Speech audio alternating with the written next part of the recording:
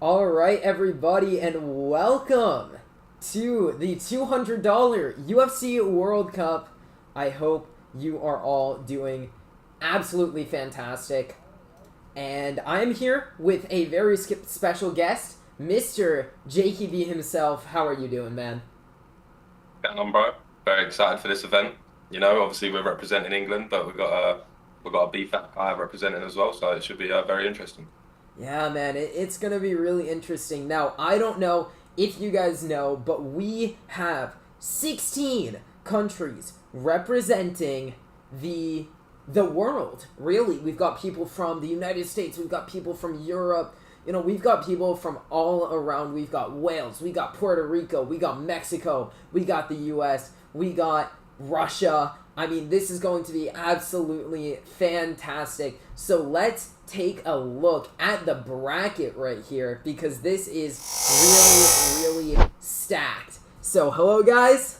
As you can see, I'm here with Jake. You guys can see our faces now. Isn't that fantastic? But, so we have got Jinja and Yorda fighting. We've got Grains and Trixie. We got Scarface and Noggin. We got Swiss and Skitch. Three Piece and Polia. Cheery and Dino Gamer. Peace Mahai, JC21, Blake Tyler, and Samurai Robin.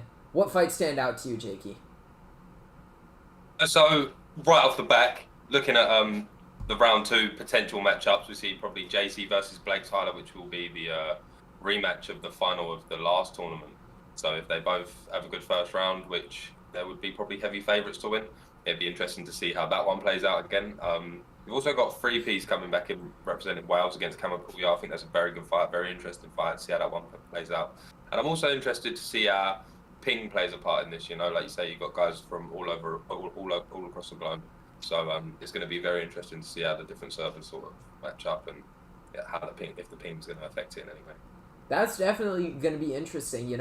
We've got a lot of places. You got Wales versus Russia, Mexico versus New Zealand, Australia versus the United States. So that's definitely going to be interesting. But let's see if we can get some of these fights up. I'm going to check if some of these boys are ready. Now, none of these guys actually know what weight they are fighting at. So they're just going to have to find out live on stream at the same time that you guys do. So we are getting the first matchup ready, Yorda versus Jinja, which is Northern Ireland and Scotland. How do you see that one going, Jakey? Yeah, a battle of Great Britain. So it'd be a very interesting one. Yorda going into it being the heavy favourite, but it'd be very interesting, to see how these guys match up. There's all added pressure coming in when there's money involved. Yorda not probably been on the best of form as of recent, but still very solid competitor and probably looking to get the job done pretty quickly. Yep, and I just want to tell you guys, big, huge, massive thank you to the sponsors of this tournament. I'm not putting up the money. Jakey's not the one putting up the money. It is Nugs AU, which Jakey is very familiar with, and Jay Jeezer. So go ahead, go to the description right now, subscribe to Jay Jeezer. Go ahead and check out his videos. Makes really great UFC 4 content. And Jakey, why don't you tell us a little bit about Nugs? So we've got Nugs. Nugs is a community and it's based on supporting other communities. Reaching out to other games, supporting the little guy. It's I love what they're doing over there. There's plenty of things to come.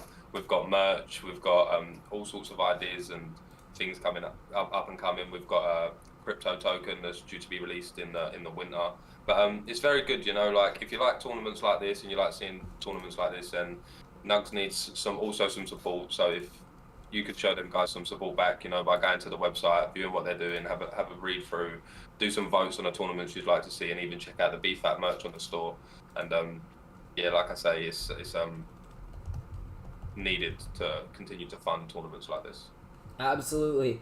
Now, we are going to go over and find out the weight class, and then we're going to jump right into this fight. So, we are going to generate a random number from 1 to 8, that is flyweight to heavyweight, and generate, and it is 3, which means these two are going to be fighting at featherweight. Now, Jakey, I believe I sent you the stream link already, so if you want to pop that in, but if these gentlemen will go featherweight, what do you think about that? How do you think this will end up playing out? Obviously, mirror matches are allowed, and it looks like these two are going to maybe both go Conor McGregor. Yeah, so it's an interesting matchup. You know, it's one of the meta weight classes. Connor being very good in this weight class. Mirror matches being allowed. Yeah, that's something I agree with. Something that should be. So it's a real test of skill.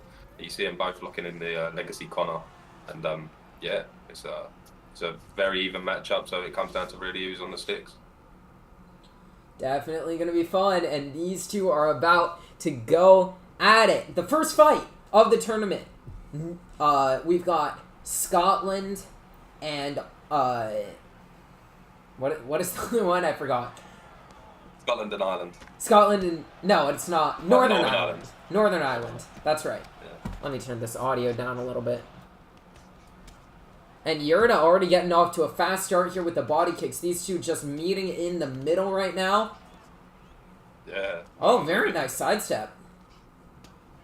3 lead hooks coming out from Yorda. I've got a feeling this one's definitely not going to be going to a decision, as you see. No, absolutely not. Willing to trade. But is this... Oh, man. This is risky. Oh, that was beautiful from Yorda, but... Would you say this is a good game plan for Yorda to come out just flying out the blocks at Ginger, put him under pressure and see how he copes? Man, you know, we're going to see. Right now he's doing a really good job of pressuring Ginger back, working the head health, but he's got to be careful. You know, if he doesn't get the finish early, he's got to be really careful of his stamina, and that's why I like him going to the body right now. You know, he's working the body early, he's putting a lot of pressure both on the body and the head, and that's what we're seeing do Yorda the good in this fight. But Ginger coming back with a nice 3-piece as Yorda tries to pull the straight. Yeah, especially at this time, you know, like, McGregor's still got all the power there, so Yorda does need to be careful, but he's started out really well. Like, the body health and the head health has took a massive beating, but he just needs to be careful. Like, he's got the advantage here, so he could take the foot off the gas a bit, but... Yeah, but that is never Yorda's style. Yeah. He never wants to take the gas off as he gets rocked right there and dropped! Oh, and he sat down! That's exactly what we say, you know, he could have took the foot off the gas pedal, but he didn't want to, and he paid a big price there, and it just swings the round straight into Ginger's favour. Now Ginger needs to get on that back pedal and just look to play this one a bit more conservative, because he could... Yeah, he's got to be careful here. Although head health still looking very even, obviously Yorda was doing some fantastic work before that drop happened, and Ginger's still got to be careful, because now, you know, his head health is going into the blinking territory. But he gets another rock with a 4-piece. Very nice pull from Yorda. Great head movement. Great from Yorda, but he's giving Ginger all the opportunities here to take this fight, you know. He's a bit risky, like, pulling that there, but, yeah, Ginger showing his no pushover, and he's doing really well. No, he's no pushover, and the Scotsman having a lot of trouble here. Definitely might be a more difficult fight than Yorda was initially anticipating. Yeah, I agree, you know, but at this level, you know, these guys represented for their country. He adds a little bit more passion involved, but all big counter there from Yorda. But you see, he's also gassing himself out. He's done all that body work early just to be even on stam. And Ginger looks to be taking this round. What do you do if you're Yorda here? Man, well, that's what I do. I land a beautiful intercepting shot, and that's it! And it's over! That's it! It's all over! Yorda! Right there, that's all you need, man. That is all you need. All it takes is one at the highest level, and Yorda is going to move on to the next round. Man, what do you think about that? Well, that's crazy, man. You know, like you see there, Ginger was sort of taking over. You know, he could have probably just took the foot off the gas pedal because he was sort of winning that round, made it through to the second, and then just try and take another one in the last 2 rounds, and then it's surefire. You know, but. You know, still willing to meet in the middle, still willing to trade for someone as dangerous as Yorda, and ultimately that was his downfall, and that was a big comeback from Yorda. Yeah, that was absolutely fantastic, getting 2 rocks and then immediately moving into the kill shot.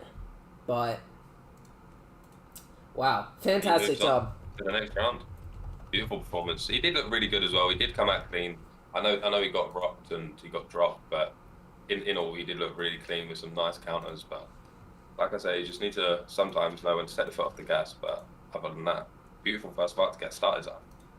Yeah, I mean, he was looking very good, and he got caught. It happens. And obviously, congratulations and thank you to Ginger for coming out.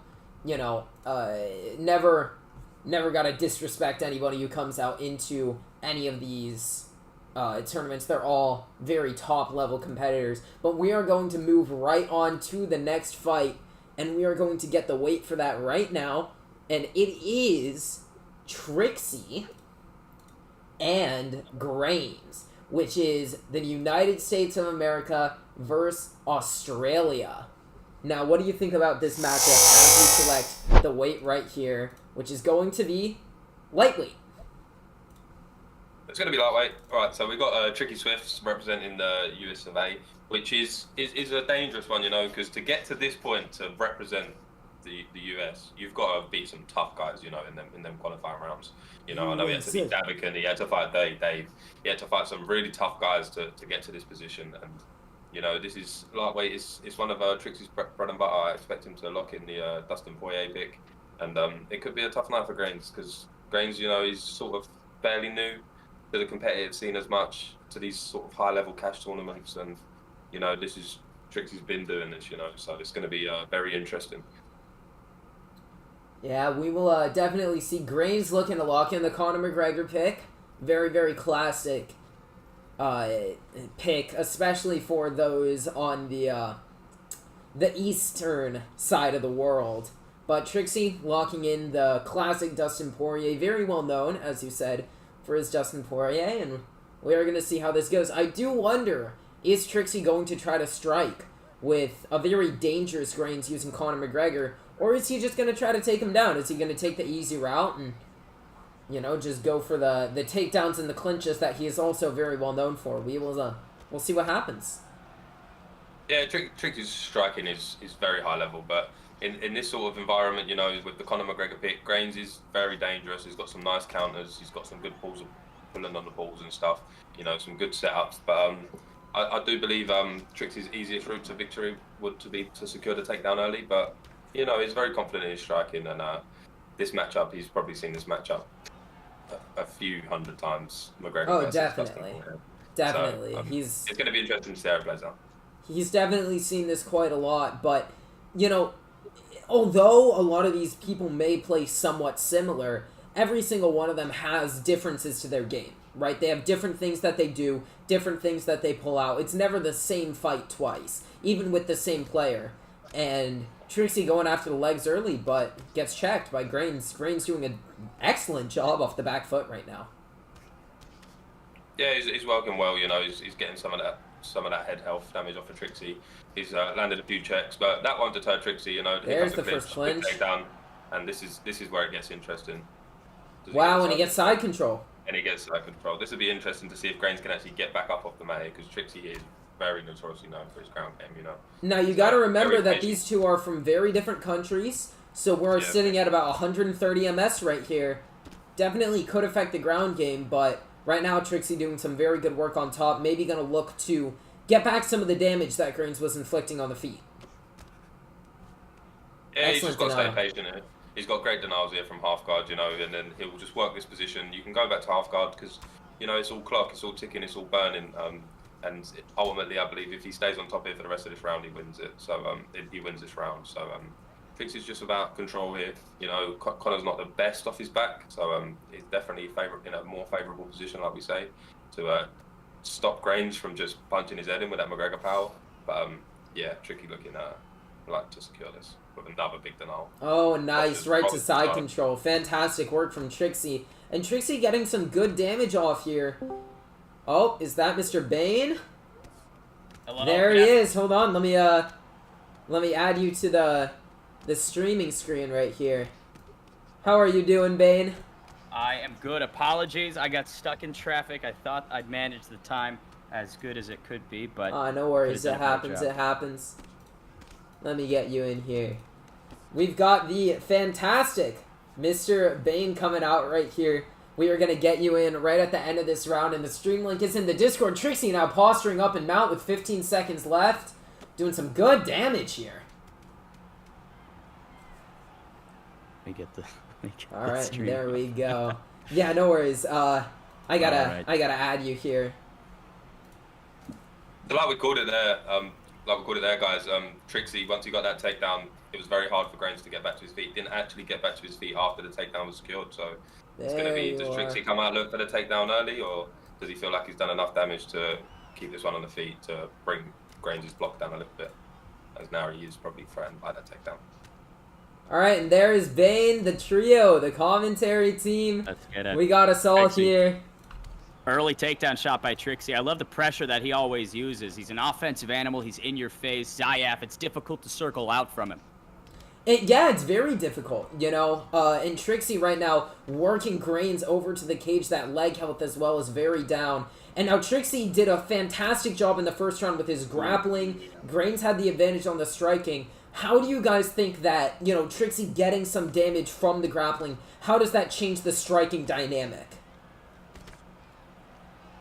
Gives Grains a lot more to think about. I mean, that's the easiest answer, right? When we're concerned about the takedown threat and the work off of your back, you know, the opponent can get their offense going on the feet a lot more because you're just a little bit discombobulated. You can see that clearly. Grains is out of his depth 90 seconds into this second round. Yeah, man, he's working him. He's pressuring him to the cage. But obviously, Conor McGregor always very, very dangerous. We saw that in the last fight. We saw how quickly the tides can turn. And Grains is throwing power shots, overhand, uppercut. But Trixie, you know, keeping the block up, keeping the Dustin Poirier, you know, shoulder roll going. So, we'll see how this goes. Jakey, what are you seeing here? Grains is still very dangerous here, you know. I would like to see Trixie maybe go for a takedown to sort of finish up where he ended up on the last round, because then I'd say, in my opinion, he's 2 up, because Grains still landed some dangerous shots, you know. He's landed that straight a few times. He's landed a few head kicks this round. And it's really evening up the damage, you know. The damage is still a bit similar on the head health. And there he goes, he stuffs a takedown. And yeah, he keeps his fight standing where he wants it to be. It's great defensive grappling, man. That's the second takedown that Grains has stopped this round. He's looking very cognizant. Oh, and there you go with the drop! Oh! He sits him down. Always got to mind your P's and Q's. And Oh, wow, what a gone. spear. There's the spear from Trixie. Dirty Dave would be proud of that one. Dirty Dave would be proud. Oh, and a big denial. This could be it. This could be very tough to get out of this position now. Yeah, now 1 minute and just some change left to work for Trixie. Gotta see, you know, what Grains can do to try to get himself out of such a precarious situation right now. You know, he got that half guard back, but you can see Trixie just slices right into side control. Grains off of his back. We know McGregor's not a grappling god, so he's a bit to his advantage down here. But Grains is doing a good job of keeping Trixie down, not allowing a posture up, not allowing Trixie to get into full mount or anything as dangerous as that. So he's not doing a bad job, but he could be doing a lot better of a job, right, Zayaf? Yeah, he could be doing a lot better of a job. Trixie now in side saddle. And even if Grains blocks these shots, that's still going to work. The block going to be a big problem for Grains in the next round. The block is low, the head health is low. Trixie's got all the momentum going into round 3. Yeah, massive momentum, you know. He's up to, in my opinion. Grains is probably going to look to come out here and throw the bread basket, which is going to be dangerous, you know, because you can't leave yourself too gassed, because it opens up the spear and things like that. And he's obviously going to, yeah, it's a tough one to come back, but we've seen Grains do it before. We've seen Grains do it in the ESFL. Big comeback wins, final round wins when he needs it the most. So it's going to be interesting, but it's going to be tough. Yeah, Grains coming out with fire. And that's what he needs to do. I mean, the pressure that Trixie put on in round 2 was what allowed Grains, or what allowed Trixie rather to have so much success. Grains needs to stay in his face, command the ring, and push Trixie back. Beautiful shot right there from Grains. Yeah, but he overcommitted and gets speared. That's what happens. Trixie going right for the Kimura now. Half stamina from Grains. And Trixie going to try to lock this one in. Does not get the chain, but the bars are still close. What are you seeing here? Oh, and he gives it up.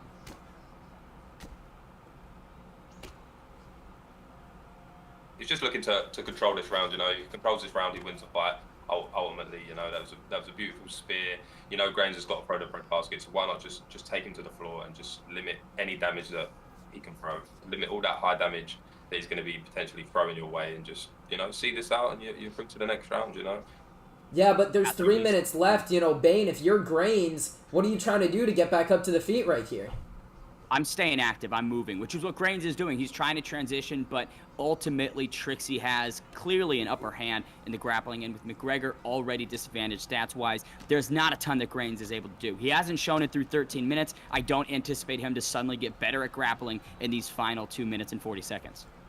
Yep, and that's always the question, right? If you are using Conor McGregor, you know, you do get that striking, you get that power, and you get that pedigree, but you also get put into mount like Trixie is doing here, raining some bombs. This could be it. This could be over. Ooh.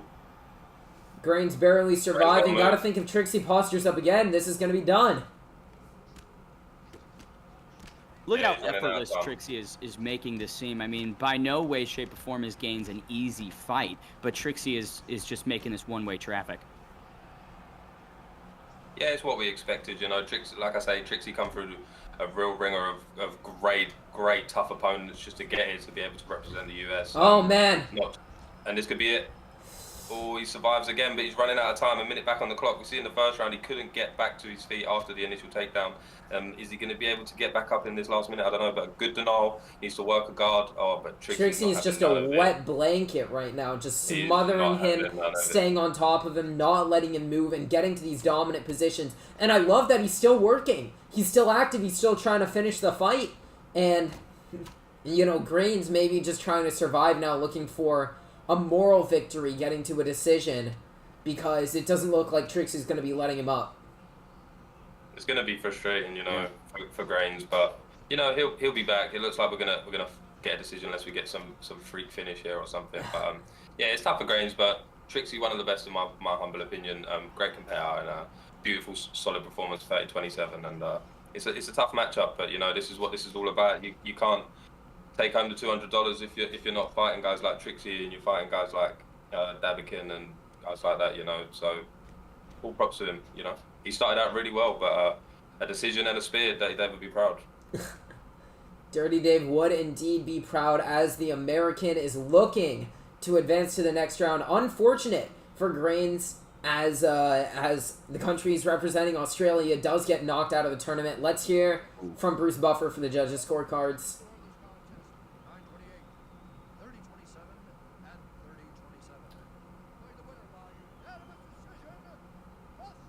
And there we go. Trixie gets the victory. Grains did take one round off on one of the judges' scorecards, but obviously not enough to get him the victory.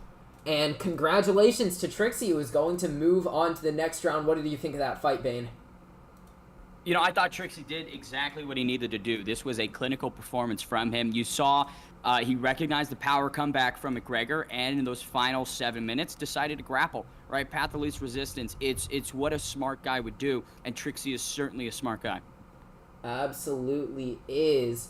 But we are going to move straight on to the next fight. No wasting time at all. And we have got EK Scarface, Puerto Rico, fighting Noggin from Norway. Jakey, what do you think about that matchup? It's very interesting matchup. Scarface, formerly known as EK Don. He's been around the community a while, you know. He's been training with the EK guys, trying to get a lot better. He took I think he's 0-1 in the ESFL this season, but that's not to deter him, because I think Noggin going in with a similar record. So I think these guys match up pretty well. I think they're both probably in the similar sort of skill bracket. So I couldn't call a clear winner, but I know EK Scarface definitely preparing with some killers for this one.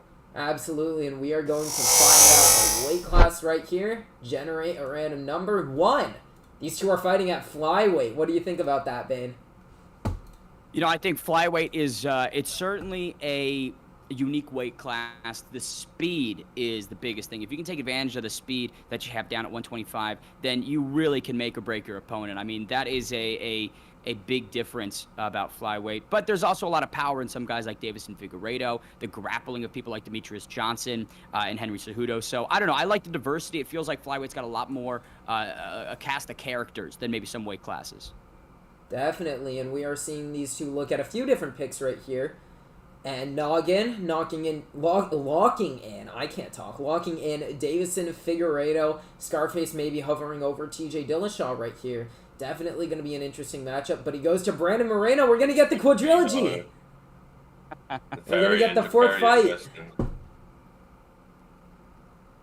I think that's a solid pick for Scarface. You know, when he was hovering over the Dillashaw pick, I wasn't too sure about that going in against Figgy with the health stats that TJ had in this division, and I definitely think that switching up last second to go to Moreno was definitely a good call. And remember, fellas, this stream is sponsored by Nugs and Jay Jeezer. Check them both out in the description. They provided all the money for this tournament. I'm not putting any out of my pocket. And if you want to donate to the pot, again, Stream Elements link, it's in the description. Everything will go to the tournament winner. Let's see how these two get at it. Davison Figueiredo and Brandon Moreno, the fourth fight between Puerto Rico and Norway. One of these two is going to advance on to the next round. Let's see how this goes. Good kicks early from Scarface. You can see he's managing that distance just a touch better in this opening minute. But again, that power from Figueiredo, always dangerous. Absolutely, and you got to be careful.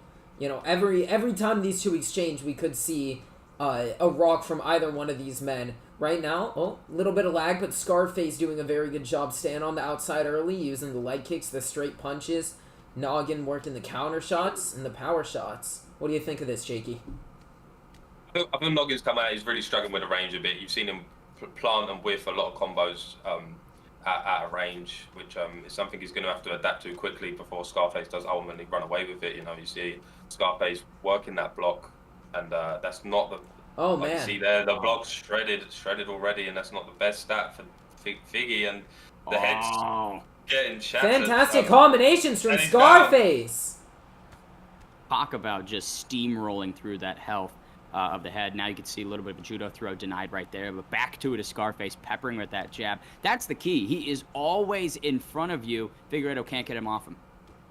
No, he absolutely cannot, and you know, you got to think that's what Noggin's got to do more. He's got to use his head movement. Figueiredo only with the 85 block, and Scarface is just marching him down right now. Absolutely no fear of the Figueiredo power, and look how much damage that head out from Noggin has taken. And he takes this could be it right here. This could be it. Oh my god, and that's it! Wow.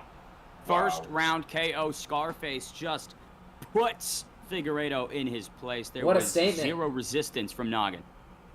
What an absolute statement. And the Puerto Rican goes home with the win in the first round. And he's saying, I'm here. I'm ready to perform. And, you know, he absolutely put it on Noggin. He gets knocked out in the first round. Fantastic work from Mr. EK Scarface. Who is moving on to fight the winner of this next match. If I can, let me make sure these two are here. Haven't heard from them yet, but the next match, if we can get it up, oh, here we are, is Skitch and Swiss Levax fighting on Xbox, two of the most exciting strikers in this game, and we are going to see these two clash. What do you guys think about this matchup here? Swiss is an all-timer. I mean, he's been around forever. He's fought some of the best, and he brings such a dynamic striking style. I think that's what I like the most about Swiss is he's unpredictable. And, you know, the problem with UFC 4 is people fall into rhythms, right? They throw the same combinations, and that's when they get countered. Swiss rarely gets into that trap. Definitely. You know, he's an absolute Terminator, right? He just marches forward, he swings at you, and he brings you down. And Swiss representing Canada. But Skitch, obviously a very creative striker representing France. And so let's see what weight class these two are going to fight at. We're going to generate from 1 to 8. 8! Heavyweight. Let's see how these two get at it. I'm hoping to see a Cyril Gahn pick from Skitch. I think that would just be, you know, just fantastic. A Frenchman playing the Frenchman, but we will see what weight these two fight at. Or what picks they decide to go. Very, very interesting weight class, you know, to line them up. I feel like Swiss is very heavy on the nose stand gang. You know, he'll come forward, he'll break your block, he'll throw non-stop combos, and I feel like Skitch sort of struggles with that style sometimes. You know, I feel like where he's more. And is he gone for the Cyril Gahn pick from Skitch? He's going gone. He's going gone, and it's very interesting, you know, because Swiss moves slower at this weight, right? You know, so he's got to use more effort to try and throw them combos, and Gahn has more time out of the way, so it's going to be very interesting. And Skitch on the body, you know, he works the body a lot, which is not the best stat. The body health is not the best stat for Daniel Cormier. The interesting pick from Swiss, right, with that DC. I think the grappling is going to be a big advantage here. Look for him to shoot early and often with the former double champion. Yeah, we're definitely going to see if he if he comes out with the grappling right now, coming out swinging is Swiss Lebax with the early leg kick and straight into the takedown. Beautiful. But no Great dice. defense, though. Right back to his feet. And now you can see Lebax with his back against the cage. Gone, I mean, rangy for this division. I'd expect the jab to be a useful tool for Skitch, but seems like he's opting for that phone booth range. Ooh. Gets a little uppercut right there, Zayef. Yeah, and he read that really well. He saw that Skitch backed up just out of range into his, the long range of Gone, and he expected that a teep was going to be coming, sidestepped it perfectly. But right now, and a big rock from Swiss Lebax early. Swiss just pouring everything out, as he is known to do, right, Jakey? Yeah, he pours it on. He's sitting there with a big rock. He's utilizing the block count as well. The side steps very well. He just shows in everything he does. He shows his level at this game. I do think Skitch is up against it, but Skitch is one of them guys that he'll wear you down. At the end of this first round, what will Swiss's stamina be looking like? Because like we say, he's all stam gang, and he's got the Daniel Cormier pick, which and you're fighting someone that's very heavy on the body, as you see there. Yeah, he definitely is, and Swiss obviously taking quite a lot of body and stamina damage early, which is going to open up the headbane. Yeah, absolutely. I mean, you can already... Oh, look at this big leg rock right there. You can tell the gears are turning inside Skitch's mind. The combinations that he's throwing, they're different. Midway through this first round, he's picking up some steam. He's definitely picking up some steam, but obviously got to be careful because Swiss Lebax can put your lights out at any moment. Checks the leg kick there. Got to be, very, very careful. Can't get too many of those checks because otherwise you're going to see those legs go down. And, oh! That should have been it. He sidesteps the front kick and hits him with the head kick, and now Skitch is down and almost out. Swiss showing a bit of a respect taunt there. I don't think that's really Swiss being respectful. Oh, that's some gamesmanship right there. The confidence oozing off of Swiss Lebax. I mean, he's got to be feeling on top of the world right now. And we talked about the stamina, right? Yeah, Swiss is running through a lot of it, but the damage that he is delivering is significant. He's definitely delivering some big damage here. Skitch getting back on his bike, working the body, doing a good job of staying out of the fire. But as we've seen, all it takes is one from Swiss Lebax. You give him one little opening, one little slip up, and he is right back on you. Right there, and he slips the lead uppercut from Skitch. Does some good body damage, shoots the takedown, nothing doing. I always thought this one was going to be a battle of stamina versus head health, and it's just sort of who managed it better. You see Skitch usually not being as predictable, but he's been predictable with the front kicks and the teeps, which is, you see early, the side steps were coming out early, and the side step head kicks really just was the start of it. Well, that's the big weapon, right? That's the big thing that Swiss is looking to exploit. He's saying, hey, I'm going to put you into my range, and if you don't want that, you're going to have to take the chance of using your kicks, but every time, there's going to be that danger, and that's the challenge that Swiss is presenting Skitch with right now. Are you going to use your kicks? Are you going to take that risk of the big damage? And Skitch right now opting for instead the big roundhouse strikes, which are not being as effective.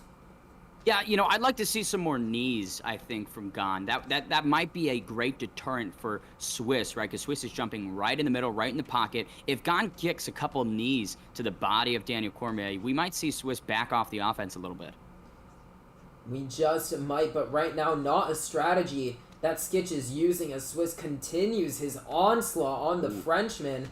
And then lands a nice jab or hook. But almost gets hit by the slip elbow.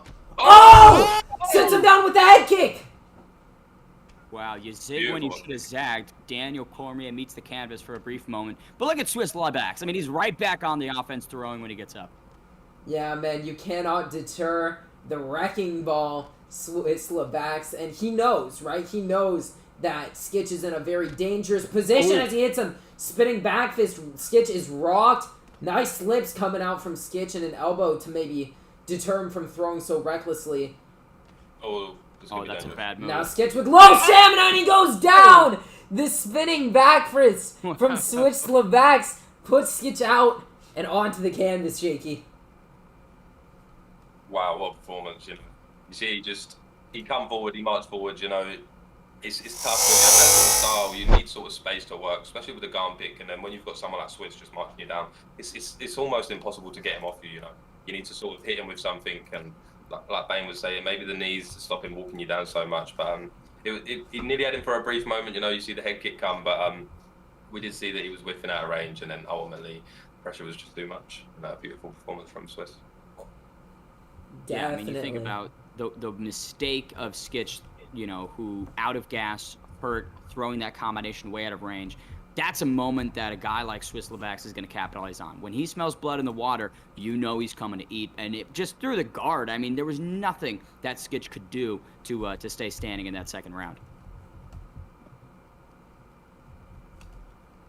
Yeah, and Swiss now going to move on to fight EK Scarface, the man who absolutely ran through his last opponent using Brandon Moreno. And that was such an emphatic match that I cannot wait to see how those two match up. What do you think about that fight?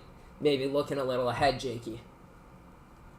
Oh, well, yeah, both guys, what do we see? We just saw pressure, you know, so yeah, it's going to be very interesting to see if any of them guys change up their game plan, because I can tell you Swiss probably won't, but they're probably just going to meet in the middle, and there's probably going to be it's going to be a back. You know, if Scarface looked really clean, but it's a real step up in competition for the next round. Yeah, you know, and that's how it goes sometimes, right? You get in there with the best, sometimes you're going to fall. You know, you can't win everyone, and absolutely props to Skitch for stepping in there. You know, did some good damage. He got that head kick, Swiss slipped into there, and he did a very good job, but at the end of the day, Swiss pulled out a fantastic win. But we are getting the next fight set up right here, and it's going to be an interesting one because you got Wales and Russia going at it, three-piece and Polia. Very interested to see how this fight goes. Very interesting matchup. Yeah. Sorry, I was going to say Polia is a guy who he comes forward like many in this tournament, and it's always exciting early, a lot of fireworks. Unsure if that gas tank can really be tested for the full 15, but he's certainly a great first-round fighter. Yeah, man. I believe Polia is with EK, right? I believe he's joined up with EK. So, he is with EK, but, he's training with... you know, EK maybe hasn't been looking so great recently, right? Yeah. What do you think about that, Jakey? Well, you know my feelings personally on it. You know, I think they're overhyped and things like that. But they do still have some solid picks. I think over the last 5 days or something, they've lost another 3-4 members. You know, it's one of them ones where people just come and go in that camp. So it's like a draw. We say Poolia's in now. He could be gone next week. Who knows? But regardless of that, they do have some killers in the camp. You know, they've still got Gamp, they've still got Davikin. You know, it's guys that you can spar with. And if you're in the Discord with these guys and you actively can get preparation for fights, for someone like Three Piece, you know, it definitely, you're sparring at this sort of level, you know. So it really depends. And I think Poolia, I think he won his ESFL fight. I believe he won his ESFL fight, and I think it was a very good performance, you know. So this would be very interesting because there's a lot of people really rate Three Piece as an elite competitor, so this will be very interesting. Yep, and we are going to move right over to them. We are going to find out the weight right now. And it is featherweight. Once again, we are going to go to featherweight between these two men. What do you think about how that, how's that going to affect how these two fight?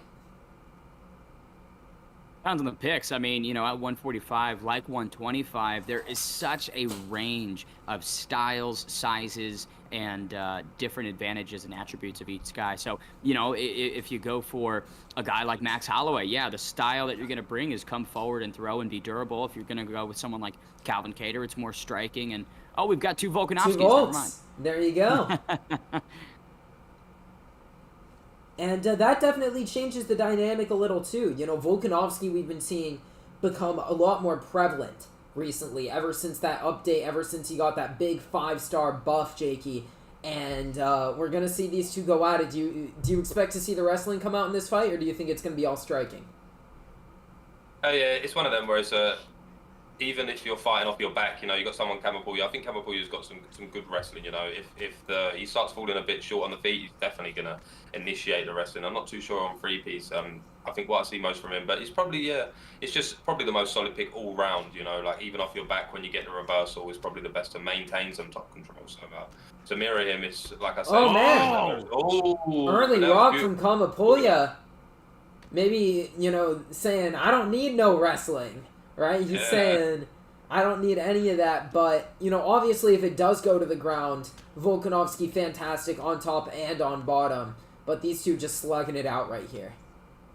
Woo! Beautiful spinning back fist right there from Polia. Mac is just a little too eager, overzealous in the striking department. It's not found by Polia.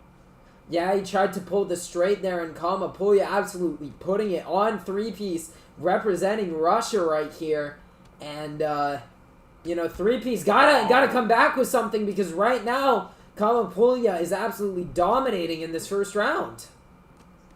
At distance inside the pocket, Polia is just pulling three-piece apart. And, you know, he's very defensively cognizant as well. I mean, he's hiding behind the block, but he's not letting it get broken midway through. I mean, it's all Polia, Jakey. Yeah. Like I said, it was going to be interesting to see, you know, like, three-piece has a lot of hype around him. Like, he's a very elite player, but Polia's been at the top of his game for a while, you know. He's always highly ranked in OWC. He looked very clean in his ESFL performance, you know, and like I say, he has got some killers to be sparring at this level, you know, so you're doing well against some of them guys, you're going to do well here. Yeah, he's doing very well, but it's maybe a bit predictable, you know. Like, I've seen that duck maybe 4 or 5 times. Will three-piece latch onto that, you know, and make him pay, because that power of Volkanovski could change this fight any moment. It absolutely can. Volkanovski, obviously, with the huge power, and Polia have been putting it to full use with the rear hook, and nice body shots from Polia as well, mixing it up both to the head and the body, gonna make it even more difficult for three-piece as we go into the later stages of this fight, Bane. Look at the damage that Polia's done. Massive left hook puts down three-piece. Great up kick to stay alive, but I mean, it seems like it's only a matter of time before Polia can find the correct combination to put the lights out. 1 minute remaining in round number 1. Three-piece doing all he can, but Jakey... Oh, huge uppercut! But nice head movement from Polia, keeping himself in there. Three-piece showing he's still dangerous at any moment. Do not count this man out. It's very rare in this tournament that we're seeing a lot of these fights can leave the first round, you know. We do look like we might see a second, but it's a long way back for three-piece, but we do see the power. He shits him down again, and this is a long way back. Yeah, he's going to have to get off the stool for round number 2 and look like a completely different fighter, in my opinion, go from plan A to plan B. I would say mix in the grappling a little bit more, right? That could help three-piece kind of neutralize some of the offense, but again, he just looks like a bit out of his depth here with Polia. Yeah, I believe he also took this on short notice, you know, to represent his country, and maybe lack of preparation. You know, Polia's been sizing up this tournament for a while. He's probably got the prep in today. Three-piece might have just jumped off the couch and said, hey, do you know what, I'm going in today, I'm going to represent my country, you know, it's one of my fellow countrymen. Oh, but he gets a huge uppercut. There we go, the uppercut. Oh, man, three-piece. That's it. That's it. That's all she wrote. And the quit comes out, possibly? Yeah, there it is, the quit from three-piece. Very unfortunate, but a dominating performance from Polia. Fantastic job right there. Can't hate three-piece for quitting out of that one. I'd be frustrated as well. Nothing he was really doing was working. He had some big moments. I mean, he rocked Polia on a couple occasions. One thing that Jakey had mentioned was just kept ducking down as a defensive strategy, and that can be exploited, which three-piece tried to do, but it just wasn't enough. I mean, Jakey, you got to string together consistent offense in order to pull out wins here.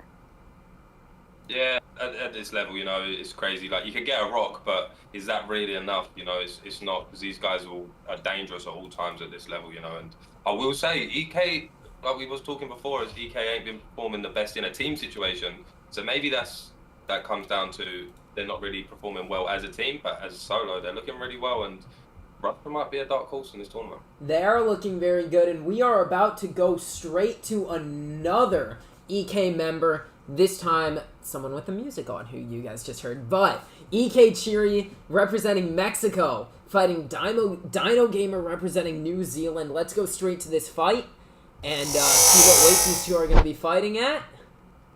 Light heavyweight. Interesting. What do you think about that one, Jakey? I will say, so this is very interesting for let me just get to the stream to see what they're going. I know both these guys, they are heavy on the grappling. You know, you see there we're sitting at about 200. If Dino Gamer gets through this and does match one of the European guys, it will be rough. It will be 400. It will be 300-400s we will be looking at, and that does favour him, you know, because he's ready for that. He's played IXC, he's played prime time, and he's used to it, you know. So when it comes to the wrestling, he's really ready. So he's scary. So it's all really down to if Cheery can really keep up with the grappling. And we're seeing a Blachowicz pick versus, I'm assuming, another wrestler, Daniel Cormier. Yeah, possibly a DC pick coming out from Cheery. Yep, Dino Gamer locks in Jan Blachowicz. Let's see what Cheery does. Is he going to lock in Daniel Cormier? We never got to see this match, but definitely an interesting one, matchup and stats-wise. We're going to get the sound on for you guys in a moment as soon as the music turns off right here. Polish Power versus the Olympian. I mean, you talk about DC's wrestling ability. I think it eclipses Blachowicz, but, you know, in terms of size, I would say Blachowicz has a little bit more physical advantage. So I think it cancels out a little bit. Jakey, what do you make of this matchup? Yeah, very interesting. We see a couple Daniel Cormier picks, so it's a very favourable pick. I used to main Daniel Cormier. Now I do main Blachowicz, as I feel like he just, like you say, he does have that physical advantage, you know, bit of a longer reach. But the boxing there for DC is really that in range boxing. Like when you're in the pocket, it's dangerous. You know, he hits hard. Oh man! Big slip hook, he slips into it. Yeah, you know, Cheery throwing out a lot of straight slip hooks here. Dino Gamer caught onto that very early with the lead hook.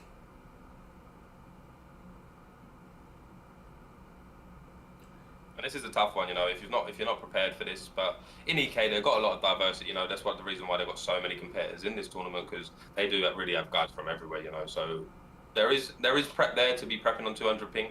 Any European with Cheery would probably have 200 ping. So the prep is there, but it is tough when the bright lights are set, and you know things might feel a bit delayed and things like that. And at the moment, Blachowicz looking really good. Definitely. Well, we will see what happens. You know, obviously both of these men playing on the same ping. Neither of them really, you know, getting a better reception advantage here. But, you know, like you said, maybe Dino Gamer a little more accustomed to this. We'll see if that is playing a factor here. But very nice combination work coming out from Dino Gamer early. I mean, yeah, a couple big strikes from both people, but neither one is really playing with much confidence or you know, coming forward and really presenting the challenges. Great takedown right there from Cheery. It seems that this lag and the connection is kind of giving pause to both opponents' game plans. Well, it's going to sometimes. You know, if you get in there, something is not quite what you expected it to be, something isn't you know, going quite as right. You're like, hey man, what do I do? Dino Gamer locking in a Kimura here. And Cheery, he gives it up. Cheery looking good on the defense. Dino Gamer maybe transitioning just a little too much right now. Gives up half guard. Nice pass. And a good back take. Beautiful. Now, it is Great ESFL rules. The rear naked choke is banned. Hopefully both of these men are aware of that. It looks like it, as Dino Gamer looks to be going to top mount. But, you know, still obviously a very threatening position. You can go for mount, you can go to backside, as he does here. And this is a fantastic way to end round one for Dino Gamer, right? Dominating, taking the back, flattening out Cormier. I mean, if he gets to work, he could find a finish. Oh, he's looking for the rear naked choke. Now, this is the most powerful choke in the game. This is the absolute best choke in the game. 20 seconds left. Let's see if he can get it. He gets the strikes. Now, it's going to be a race against time and a race against that bar here. Halfway through. I don't know if he's going to get it, man. Close. It's close. It's going quick. Oh, no. Wow. No. Saved by the bell. EK Cheery, got to send up some prayers for that one. Second set of 5 minutes is upon us, and not the way you want to end if you're EK Cheery. Absolutely not. And how does that change your mindset? You know, he was the one who shot the takedown. He was the one who originally took it to the ground, Jakey. How does that change your mindset going into round 2? It's one of them ones, you know, like, it's always demoralizing when you initiate the grappling and you end up getting out-wrestled, nearly finished, and you think, right, I've got to stand with this guy, you know, I don't want to end up in that position again. But when you're kind of getting outworked on the feet, it's tough. But, you know, when you're here with Daniel Cormier, that's what you got to do, you know, you got to get in range, see Swiss Levac put a beautiful performance on with Daniel Cormier. So, you know, you just got to channel your inner Swiss, and, you know, you need to take this round back and then leave it 1-1 going into the third, and who knows. But yeah, like I say, Dino Gamer is looking really good everywhere. Oh, massive slip right there from Blachowicz. And yeah, it's a lot easier said than done. EK Cheery just having difficulty now finding their way back in. But that was a good connection, Zayaf. Yeah, it was good. You know, we saw him come with the 1-2 and then the slip hook. Maybe Dino Gamer not expecting anything to come out after it. But, you know, like we saw in the first round, Cheery got to be careful with those slips, because Dino Gamer is beginning to anticipate them. Oh, what a great front kick from Cheery! Wow. Out of nowhere. The power's there from DC, you know, and that's what you got to do. Just wait your moment, you know. I feel like both of his health events have come from a slip, but there's another one there. He goes to the body, all blocked. But yeah, it's a very close round. What would you do if you're Daniel Cormier here, Zayaf? Man, I gotta keep pouring on the pressure. I got my damage. I'm not going to let him off the hook that easily. And there he goes with another front kick. But a pull elbow comes out from Dino Gamer and a body rock as well. This could be it. Because he can't survive this, surely. Or he gets a slip. He does. Wow, great recoverability from EK Cheery. But Dino right in that Kimura. I mean, he is non-stop relentless. Gets the chain, Zayaf. Man, he gets the chain. He's looking good here. This could be it. I don't know. He gives it up. That's interesting. Fantastic. Now, boys, take it away. I will be right back. 90 seconds left in this second round, and now Cheery on top in half guard. Jake, I mean, you got to think this is exactly what Cheery wants to do, but reversal comes. Not fantastic. Yeah, it's sweeped already. You know, we see it in the first round that he was the one that initiated the wrestling, and he ultimately got flipped and then he finished. So in that position, I probably would like to see him stand up and maybe chase this round back. You see Blachowicz saying, "Come on back up, because I want to finish you here." Yeah, to echo something that Zayaf had said, the knockdowns that Cheery was able to manifest came from pressure and pushing Dino back. I mean, massive connection and another knockdown. This could be it. This could be it, bang. Oh, beautiful defense. Imagine if EK Cheery somehow found the TKO after such a back and forth struggle. Good power up from Blachowicz. This fight, Jake, he just got a whole lot more interesting. It's just got a whole lot more interesting, Bane. Like I said, you know, you needed to get back to the feet and chase this round back. And Blachowicz said, you know what, come on back up. And he's very interested on the stats there. I would like to say it's 1-1. I'd like to say it's 1-1. It does say you need a finish. You're losing this fight, but I don't know. But the culture will say it's a 1-1 and a very interesting last round we got here, Bane. Herb Dean gets us going for these final 5 minutes. Dino back on the pressure, trying to send out some strikes, but EK Cheery sticking to its own strikes. Oh, big 1-2 head kick. Goes for the takedown. Oh, this is interesting now, because he might feel he's down. You know, he might feel that not down, but he might feel this is 1-1. He needs to secure this round. So yeah, it's very smart there from Blachowicz to secure the takedown and look to just ride some time out. Cormier finds the get up. EK Cheery now has to break that lock. Beautiful work. 4 minutes left. You can see a slight strike advantage to Blachowicz. A lot of that's in that first round. Now, Dino get a bit creative with those strikes. Yeah, that was a big kick that missed. Cheery's only a rock away from pulling this round back into his favor, or like a quick drop. And head health is not looking great for a Dino game. And, you know, so one of them big slip hooks. And can he deny this? Oh, and he's straight back down to the mat. And I think he's running out of time, Ben. I think so as well. And you can clearly see the strategy in this final round is control, control, and control for Dino Gamer. And these get-ups for Cheery are going to get harder and harder as this round progresses. Yeah, it gets to a point where even as a competitor, Back. I've done it, you know. What's up, boys? You missed it. You missed Cheery potentially won the second round, bro, with a huge drop right at the end, nearly finishing Dino Gamer. But he stands back up. Oh, and he's straight back into the guard. And Very he's straight nice to work. side control. It's yeah, very very interesting. Like I was saying, in this position, you know, you camp get ups. You know, you can let them sprawl. You can let them go back to half guard. Just stop them from getting back to their feet. You know, and you win the fight. Like half guard, you can have that. You know, like just camp guard it. You know, because you can't do much else. But 2 minutes left on the clock. Time running out for Cheery.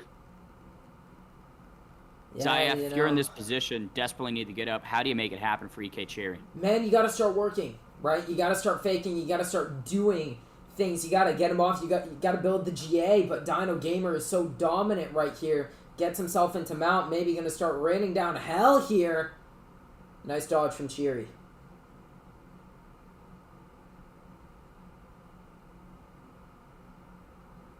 This is, I mean, the majority of this round has been all Dino Gamer, one-way traffic. Cheery had their moments in round 2, but this third round has really escaped them. I don't really see the get-up occurring or any change in momentum, Jakey.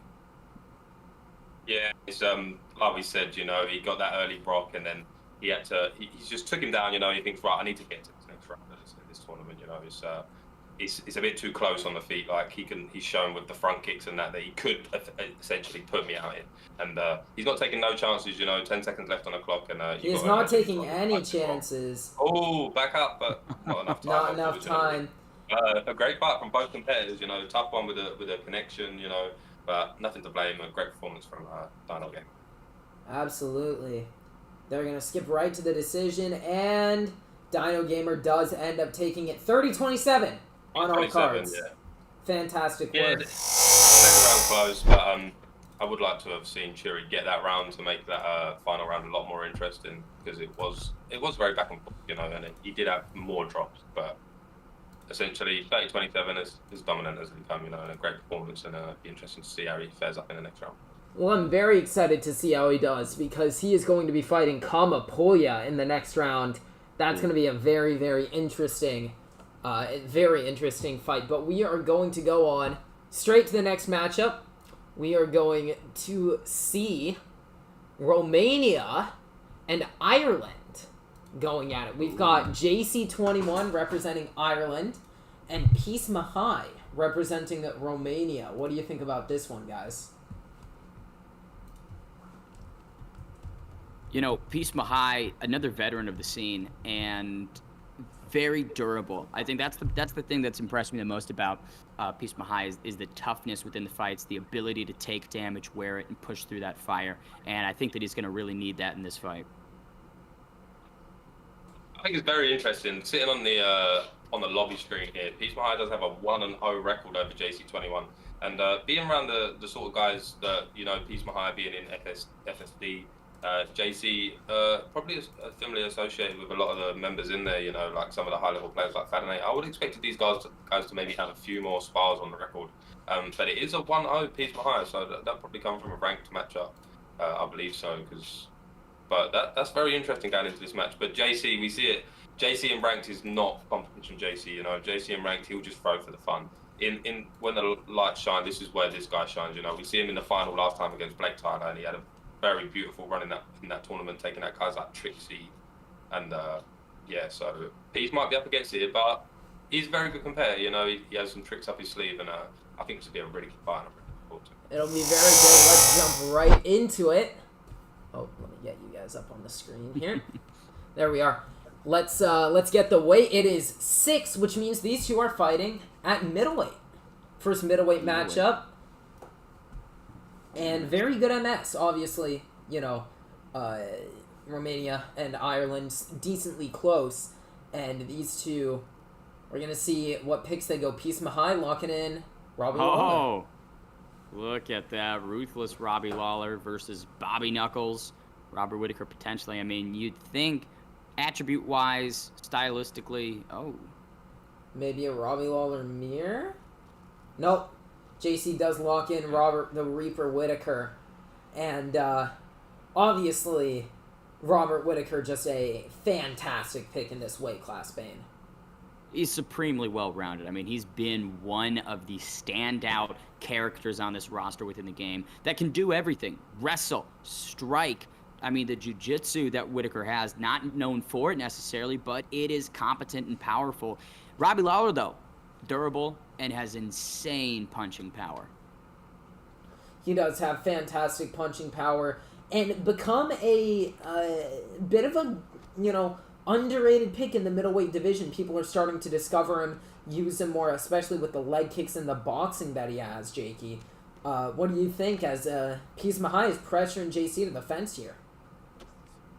Yeah, Peace Mahai obviously very comfortable with this Robbie Lawler pick, but it's one of them things that identifying weaknesses. I know Peace Mahai as a player, and I feel like a weakness of his is his bottom game, and JC's made tremendous improvements over the years that the game's been out to his top game, and you see a big lunge out of the way, but I can see this potentially hitting the ground, JC will potentially hit the ground, and I think Peace might struggle there, but right now they're just trading back and forth, and Peace Mahai's doing okay, but I feel like as the rounds go on, this might get a little bit tough.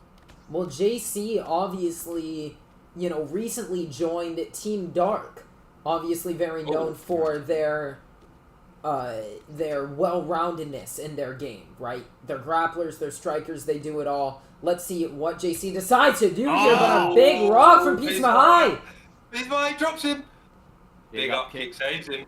JC staying alive, but again, I mean, the just ability of Ruthless Robbie Lawler when he connects to put people down is unprecedented. And, we've seen a couple questions about the head health and durability of Robert Whittaker. So, keeping the pressure on, throwing first seemed to be the game plan for Peace Mahai, and it's working out, Zayef.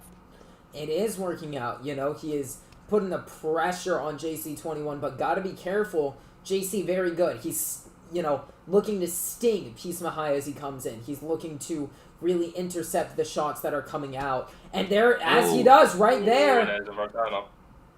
Watch out, Peace Mahai, kind of taking pictures of Robert Whittaker when he's stunned right there. But look at this. I mean, the wherewithal to just stay in the pocket, even stunned. You got to love it from Peace Mahai.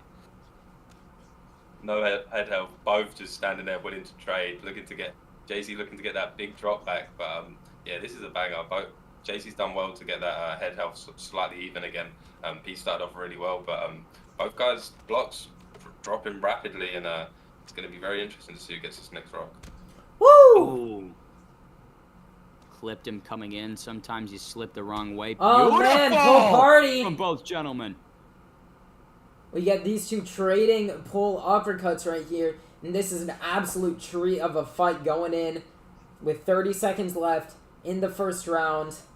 Don't know what JC's doing with that slip right there, but Peace Mahai, fantastic head movement. Oh! And JC is out. The rope-a-dope did not work for JC21. He just, I don't know, kind of got unfocused right there at the end of round one. Thought that he could coast to round two. Peace Mahai closed that door emphatically. Zayef, I mean, this was as fun as long as it lasted. Man, it was a fantastic fight, both of these two men. Trading rocks, trading drops. But Peace Mahai, the Romanian, gets the better of it at the end of round one with just 12 seconds left. And that's got to feel good for him, Jakey. Yeah, take a bow, Peace Mahai, like last tournament finalist out in round one at the hands of Peace Mahai, so that's got to fill you with confidence, if that don't, then I don't know what does, but yeah, that was a beautiful performance, and with the Robbie Lawler pick as well, which is like, it's a favourable pick, but I feel like he's at a slight disadvantage in that matchup against Robert Whittaker still, even though with all that power, but beautiful performance, we see he looked calm, and we're not really seeing him at this level in the money tournaments and things like that, but a big first fight for him, but the next one is going to be his opponent, and could he take out the finalist, and potentially could he take out the winner? So it's going to be tough for Peace, but yeah, well, that's the matchup that we're seeing here. You got England and Belgium, Blake Tyler and Samurai Robin. Now, Blake Tyler, obviously, like you said, the winner of the last Invitational, but he has a tough test in front of him. Samurai Robin, no joke, a collegiate UFC player now, which is not something that many people can say. So let's find out what weight these two are going to be fighting at. It will be Flyweight, once again. Flyweight, very interesting. We see Blake Tyler getting a lot of flyweight matchups in that invitational that he did win. So he will be very comfortable at this weight class. I can't remember who he went in there. Maybe TJ or DJ. That was it. He went DJ. I remember he fought Dave with a Demetrius Johnson pick. I remember that one in like the semi-finals, I believe. And it looked really good, you know. So it's going to be interesting to see a Biggie pick or mirror match. Looking at a mirror match, maybe possibly. But yeah, and I think it's one of them ones where you've not really. I feel like JC only having one fight with Peace, it was like you don't know what you're expecting, you know. So if these guys have never sparred before, it's almost like you're just fighting a whole new player, you know. So it maybe takes you a round to adjust to their style and things like that, and we'll see if Blake has any problems. There's tough answers to the question of Demetrius Johnson, right? How do you really counter it? Dillashaw certainly one of those picks with the movement, the dexterity, but I don't know about you, Zayef. Mighty Mouse is just very, very well-rounded, hard to counter. Well, he's fantastic. He's got obviously incredible speed, and he is possibly the best stats-wise in the entire game. He's so fantastic. He's good everywhere. The only thing he lacks is that power, and that's what Samurai Robin's got to do. He's got to really force an exchange of power here because TJ will have the advantage, but Blake Tyler obviously looking slick as ever in these opening moments. The speed of those kicks from Blake Tyler, I mean, that is a fastball coming at you. Yeah, and he seems like a tough nut to crack, Many have tried to beat this guy. Looking back at Zayaf's recent YouTube video, The Four Kings, you can find that on his YouTube page. Blake Tyler, one of the Four Kings, very, very high level guy. He's done it all. He has the most career earnings, I believe, from this game. He's really got it all. He really does it all, and it's proud that he's representing my country to bring it home for England. Yeah, well, he, very proud of his English heritage is Blake Tyler. So gotta think he's locked in. He is not looking to lose even a moment of this fight. But Samurai Robin definitely making a good account of himself early, Bane. Oh, for sure. I think that each guy respects the power and the abilities of the other. It's been a patient 2.5 minutes. But, I think that the head health of Dillashaw and just that overall health stats down at 125, I don't love it. I think it's going to cost him in the end. Definitely could be an issue is the health of TJ Dillashaw. Obviously, the only time we've seen him at flyweight was that disastrous match against Henry Cejudo. Stuffs a good takedown there. And, obviously, Demetrius Johnson not invincible himself. So, right. This is a very good matchup. Even 3.5 minutes in, we're looking at pretty much bang even. While not completed, I do love that takedown attempt from Blake Tyler. It just mixes it up, just diversifies his arsenal a little bit further, Jakey. Yeah, Samurai Robin's doing very well here. The one thing he's got to watch out for is no matter how well you're doing, you cannot get complacent. I think we see, if we're going back to the last invitational, it was Dave versus Blake, and Dave really was doing well. He had his head health shattered, and he just walked forward and got flash KO'd in the best of 3. Blake Tyler always dangerous, and Samurai Robin really needs to keep up this sort of performance through 3 rounds. And but he is doing really well, and it will be interesting to see how Blake responds to that. Oh, nice 4-piece from Blake Tyler, and that's that 99 speed coming out. But Samurai Robin really walking him down here with 10 seconds left. Let's see either of these men looking to put their stamp on the end of the round. Blake Tyler maybe saved by the bell there. Very close round. Yeah, it looks like Samurai total strikes in the favor of TJ, but significant total strikes in favor of Demetrius Johnson and the 6 strikes in favor of Dillashaw. So it's a very interesting round to see how the judges score that one. Very close, and you do have to take the leg kicks into the account. The judges are known on this game to absolutely love those. But Samurai Robin landed almost twice the significant strikes that Blake Tyler did, Bane. What do you make of that? It's interesting. I mean, the stats for that one are a bit weird. Demetrius Johnson with 51 total strikes to Dillashaw's 28, but like you mentioned, he's got more power and pop on him. I ultimately think that Johnson got that first round, 10-9 to Blake Tyler, but you know, you just don't know with this game at all. And the approach now in round 2 makes it seem like Blake Tyler has a bit more urgency, a bit more pep in his steps, IF. Yeah, you know, possibly thinking that he lost that round, looking at maybe the significant strike difference and looking at the head health and thinking, hey, I gotta play catch-up now. And maybe Samurai Robin not ready for that because Blake's putting the pressure on him that he was not experiencing in round 1. As Blake misses the takedown right there, Jakey. Yeah, and Samurai Robin is doing a really good job here, and I think this one could eventually come down to ultimately who did win that first round. He's looking calm, you know, and that's not an easy feat when you're fighting someone like Blake Tyler. But he's doing well with a Dillashaw pick. But as Blake just starts to pepper that block more and more, you see it's dropping down, and Blake is really dangerous for him.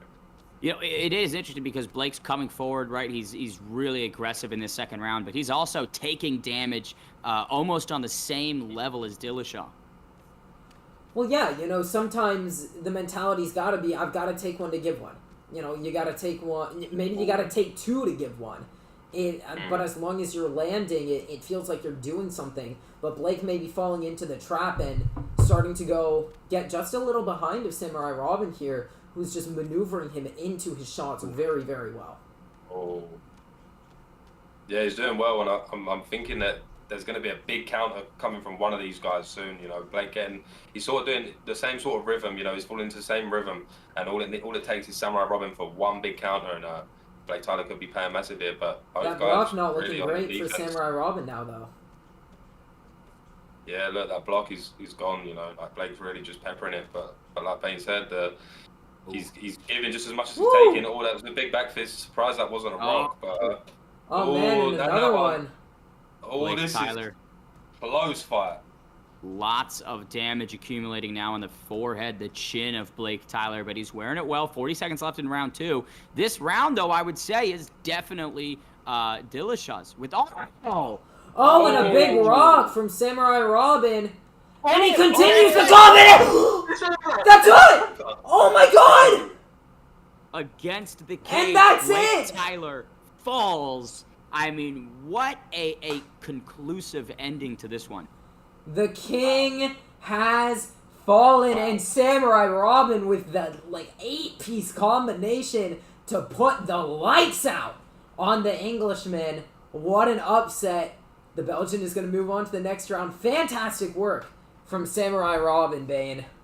Oh, fantastic. In second round, you saw Blake Tyler just come forward more and more, and Samurai Robin adjusted beautifully. He countered, he kept Demetrius at the end of the strikes, and right in those closing moments when Blake was a bit stunned, a little bit unfocused, he just swarmed him and got the job done. That's the Samurai Robin that we know and love.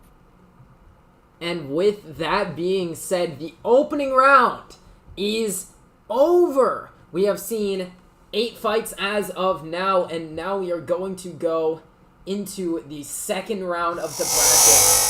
Now, all these men have already won their beginning matchup, and we are going to see Yorda and Trixie in the first matchup of the second round. And that's an absolutely fantastic fight. USA and Scotland. Let me send you guys the stream link here. Is it Trixie's? It is Trixie's. Perfect. And so we are going to pull up the weight for these men right now. Once again, heavyweight. We are just going back and forth. Flyweight, heavyweight, flyweight, heavyweight. And gotta think Trixie's going to be pretty happy about that going in against a striker with the wrestling that he showed in the first round, Bane. And the existing history between these guys, Yorda 5 wins to Trixie's 15. Historically speaking, you know, Trixie's been the better man, but on those 5 occasions, Yorda's come through. So if I'm Trixie, I'm confident this weight class, but I'm also cautious about this type of Yorda. Again, I think that Yorda's going to really come into this one looking aggressive. He might have to, right? He might absolutely have to look aggressive.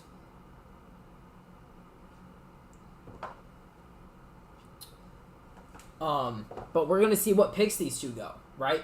You know, Yorda looking at Tom Aspinall right here. That'll be fun. Trixie locking in Stipe Miocic, who we saw him use at ESFL Live, Jakey.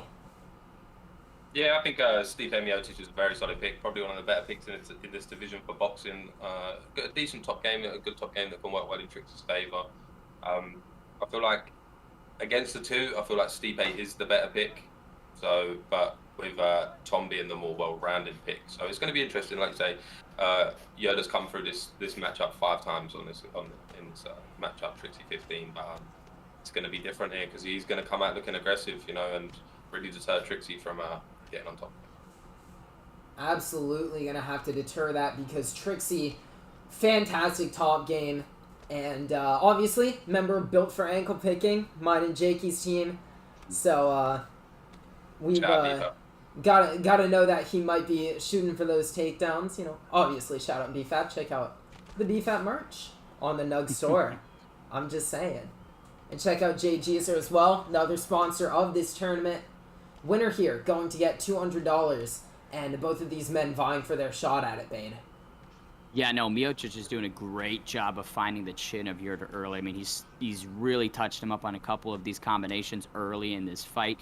And I'm curious to see if it goes to the ground because Aspinall's got such a decorated BJJ background. And with Miocic's, he's a bit older, right? So Tom has these physical advantages, the speed, but the craftiness of Trixie's striking is just getting the better of it in the early going. Yeah, as we've seen, fortunes can change at any moment in this game. As we saw in the last fight, Trixie obviously got to be careful of the very skilled player that is Yorda. And these two have matched up a few times before, Jakey, haven't they? Yeah, they've matched up a lot. I don't know if 20 fights is everything.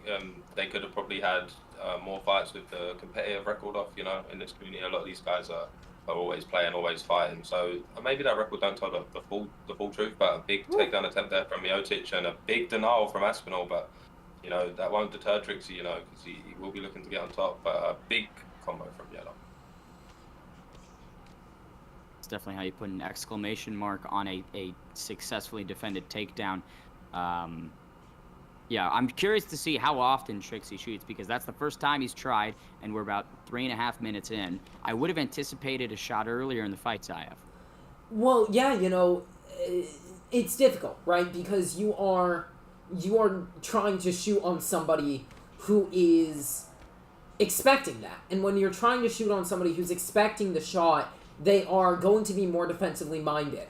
Yorda is keeping his range. He's throwing uppercuts. He's throwing teeps. He's throwing everything very much up the middle, and that's going to make it very hard for Trixie to get those shots. But with that being said, that's also going to open up the striking for Trixie, and it's the striking and the grappling, Bane, that I think are working together right now for the success Trixie's having. But the striking from Yorda is his own success, so a very close matchup in this first round.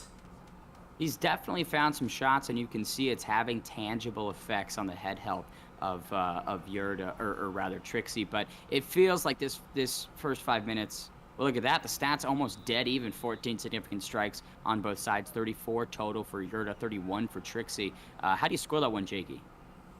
Very, very close round, I probably couldn't really call it myself.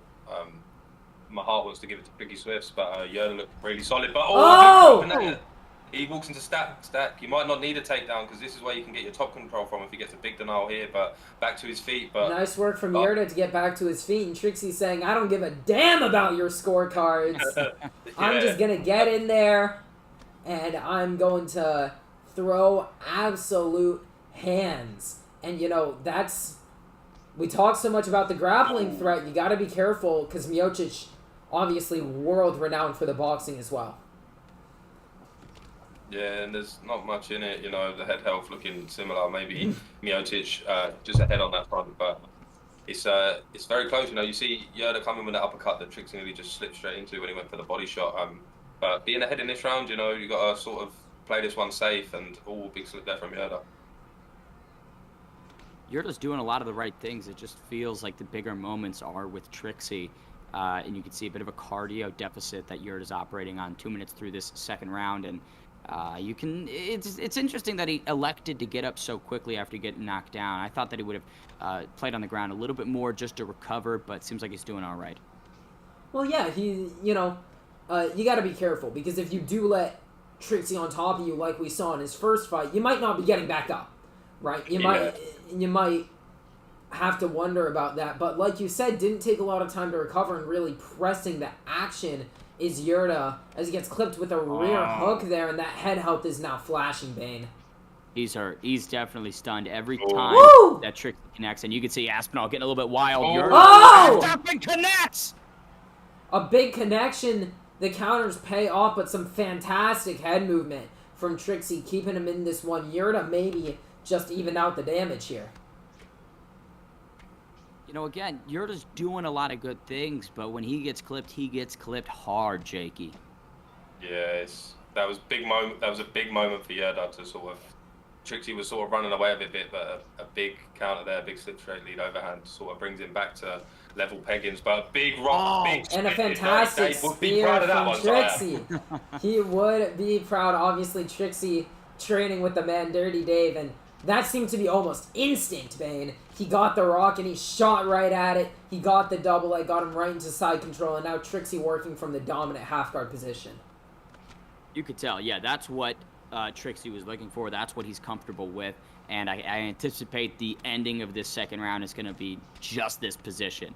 Trixie inside the guard of Yorda. Well, but that's where Trixie wants it, right? That's where he wants to do everything. He is, he's on top, he's in his domain, and man, Trixie running away with this fight right now, Jakey. Yeah, very close first round, but if Trixie took that one, then you've got to imagine he took the last one. Head health as well.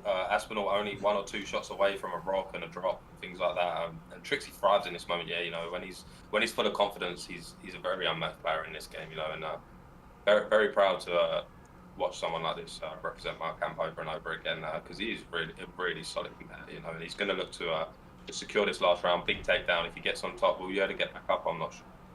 Big deny though. Yorda's showed some good denies from that stack. That was very nice. Showed him the up kick, went straight for the get up, but now Yorda in a desperate situation. Bane 4 minutes left to work. Low on the head health, low on the stamina, and he gets rocked once again right there. And you can see he's getting a bit wild.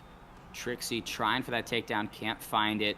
Yorda's in a position where I think he needs a finish to get the W here. It was a very, very close first round, but that second round, all Trixie. Let's see if Yorda's risk management goes out the window. Yeah, and you got to think he's gonna, he's got a feeling that he's gonna have to start. Oh, and he runs through it. Fantastic work into the Gamora, but a big denial from Trixie, and this is a vital 3 minutes in the fight. This is really going to decide what happens. Can Yorda get back to his feet and just start throwing the breadbasket, or will he straight back to his feet? Finds it again against that cage. There's a lot of options for get ups. Trixie now takes the back. Yorda has to break that lock if he wants to escape this. Beautiful. Oh man! Oh, what a mistake from Yorda. And right into crucifixes Trixie with 2 minutes left. Yorda getting desperate. Trixie saying, nah, man, this is mine. I'm not going to strike with you if I don't have to. And he takes him down once again. Twice now we've seen big head kicks whiff and then turn into disastrous moments for the individual who threw them. Yorda, I don't know what he can do in these final 90 seconds to reverse the momentum. Well, I guess he can do that. Well, he gets up here. Yeah. But Trixie jumping right on the back. Yorda slams him, but with 1 minute left, he gets a flip. Let's see what he can do here. Trixie's guard's still very dangerous here. You can't just posture and expect to stand up, but he can. He does get it, and he's really got to throw the breadbasket here now. 50 seconds to work on the clock, but Trixie looks to be running away with this one. Oh, and another big rock. Oh, and it's over. And that's it. Over. Oh, Look at his arm. Oh, that's gross. The lights are on, but nobody is home for Tom Aspinall. What an emphatic finish for Trixie. I mean, this was a gradual domination. Round 2, he just was controlling and finding so much success. Round number 3, and puts a big cherry on top with that finish. What a beautiful KO, Zayev. Yeah, an absolutely fantastic KO. Yorda attempting to go for the counter. Trixie says nothing doing. And the American is advancing to the semi finals. Gotta think he's happy with that one. But we are going to see. He's got a tough road ahead of him, even still, if he wants to claim the $200 prize. At this point, there's no easy fights, Jakey, is there? Nah, no easy fights from this point on. But I know Trixie will be happy seeing JC, who beat him in the last tournament, exit early, and seeing Blake Tyler exit early. That's got to be full of confidence. But I'm still interested in Russia. Team Russia looking very solid, and I do think that will be a tough test for Trixie if he does get to that point. Just a quick word for by everyone's here. I would like to shout out the sponsors, JG's for funding some of the money for this tournament, and shout out Nugs that BFAP are working close with. If you don't know what Nugs are a community, and they're basically working on supporting other communities. You know, they sort of work on a chain basis where you put money into the community, and then they can put it straight back out into the community. And it works on a cycle, you know, how we all really can just help each other out. So if you are interested in supporting what they're doing and interested in seeing more tournaments like this, make sure to check them out at the link that I put in the chat. And from there, you can check out BFAP's merchandise, and all the profits from BFAP's merchandise will be putting back into the community in more tournaments like this. And obviously, a huge thank you to our commentators, especially Bane. Bane, you want to plug yourself a little bit right here? Sure, yeah. All of my platforms at Ben the Bane Davis. A lot of interviews, media coverage, on-site work. A couple big things that are in the pipeline, hoping to announce by the end of the year. And yeah, toss a follow.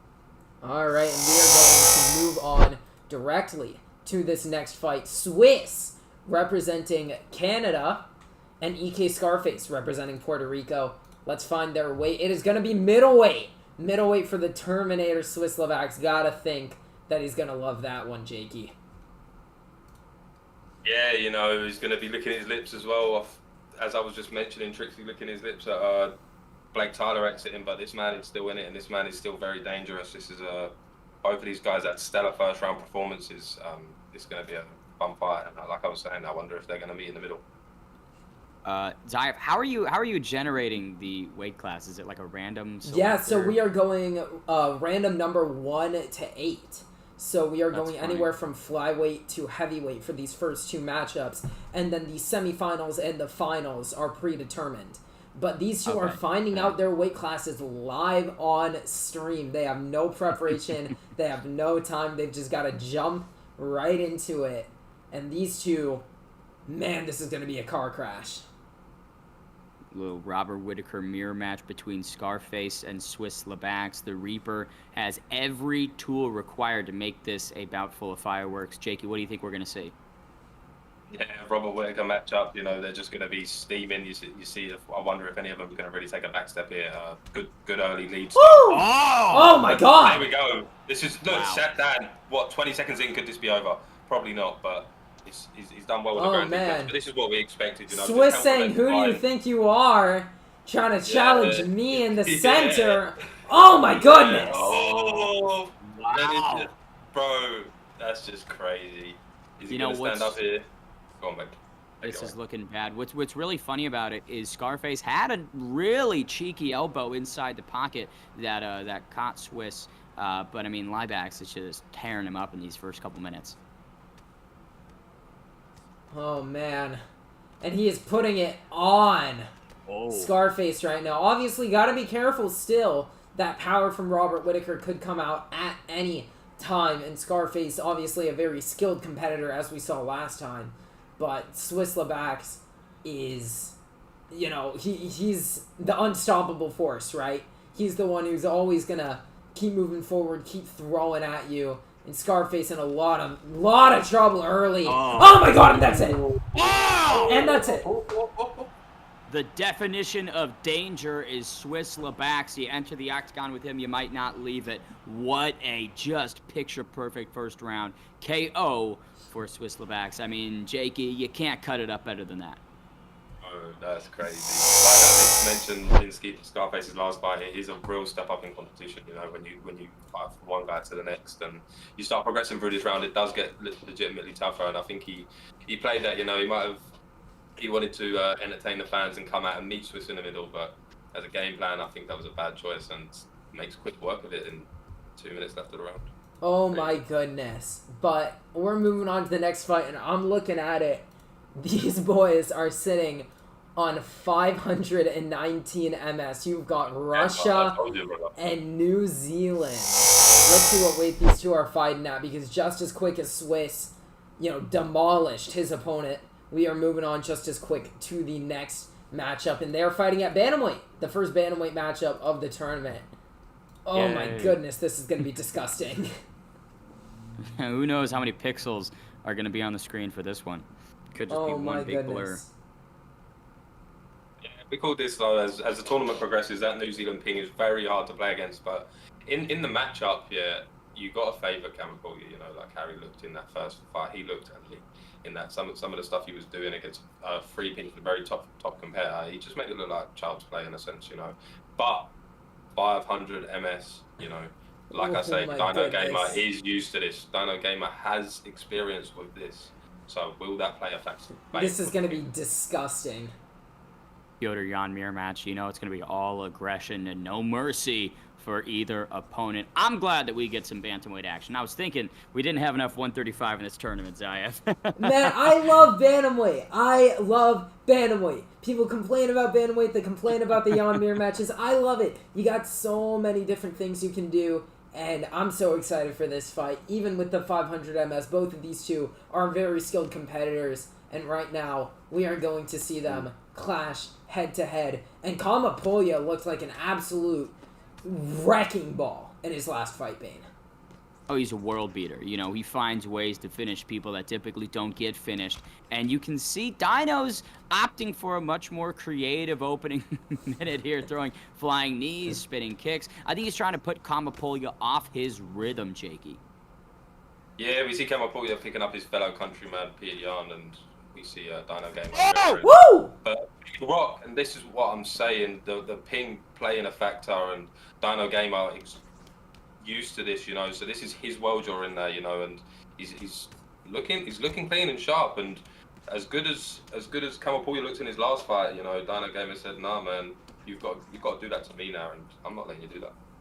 Yeah, but obviously Polia very dangerous at any moment. Big drop there for Polia. You can see he's figuring out how to play with this latency and the ping, and now he's tearing up Dino Gamer. Oh! That could be it. Oh my goodness! That could be it. That's it. That's it. You can see the spinning elbow coming out from Dino Gamer puts Polia out. These first round finishes, Bane. Wow, I mean, look, they're unprecedented. These guys are coming in here and saying, I'm going to throw the kitchen sink immediately. And that spinning elbow, it was one that Dino threw several times in the opening minute, and it landed every single time. Polia just a victim of, the ping and the style that Dino brings. Yeah, absolutely fantastic from Dino Gamer, and can't blame him, right? You can't blame him. It is the World Cup everywhere, all over the world, and this man from New Zealand picking up a win and moving himself into the semi-finals right here. And we're not even going to go back to the intro screen. We're just going to move him right along, because he's going to be fighting the winner of Samurai Robin and Peace Mahai. Now these two right here took out respectively JC21 and Blake Tyler. Back to back. What do you even make of that? Hey, that's the beauty of the Zayef tournament. It's unexpected. You could not have scripted this any better. Yeah, both guys representing their country well. It's all different when you put your country on your shoulders and you're wearing that pride and you think, you know what, I'm gonna do this for us, sort of thing. And both two beautiful performances as well. Nothing was lucky in either of them performances. It was beautiful from both competitors, and this is where they match each other, and it's one of them ones that both took out a big guy. Now they're matching each other, both riding on confidence. This should be a very, very good fight, but only one of them will make it through to the last semi-final spot. Man, and it's so interesting, right? Because no matter how well one of these do, they are going to have to go up against Dino Gamer. both of these men are going to have to deal with that ping. They're going to have to deal with that adjustment. And we are just throwing them one after the other, right? They're going into the next fight, So we're going to see how Peace Mahai and Samurai Robin do under this high-intensity situation as we are going to get that weight class right here, generating a number 1 flyweight. We're back downstairs at 125. We've seen Demetrius Johnson. We've seen Dillashaw. We've seen Moreno, Figueiredo. Maybe we'll see something new. I think John Dodson's incredibly underrated downstairs at 125. Man, he's fantastic. And so is, Joseph Benavidez, Kai Kara France. But maybe looking at Brandon Moreno here, I do like that pickup. Samurai Robin looking at a few different things. Askarov. Do it. Pick him, yes. Askarov entering the octagon against Brandon, the Assassin Baby Moreno. I mean, you look at the stats, it's all to Moreno, but I love it that we've got Askarov inside here. Yeah, man, I'm loving these flyweight fights, man. I'm loving the different picks and the matchups, and these two are going to go at it here. And immediately, Peace Mahai with Brandon Moreno switching to southpaw and throwing combinations. I mean, Samurai Robin might be regretting it. A Sotogari trip right there, Jakey. I didn't even know he had that. I didn't even know he had that. That might be that's a little dirty. That's a little, we love it. We love it up here in the booth. Yeah, man. That's beautiful. It was interesting, because he picked up the TJ Dillashaw pick in a flyweight matchup against Blake Tyler, and he come through that Samurai Robin. We see that. So when this matchup got announced, you think he's just fought with TJ Dillashaw. He's going to take that again. But no, he comes with the Askarov pick and then straight immediately gets he's here. He's on the ground, and I feel like I identified this in his fight earlier. I said Peace Mahai, he favors the striking. He don't want to be here. But, he goes to the armbar. It's going to be interesting. Maybe just testing out the submission defense, Bane, looking to get a couple of reads on him. But I like the game plan. I like it. Get him down, wear him down.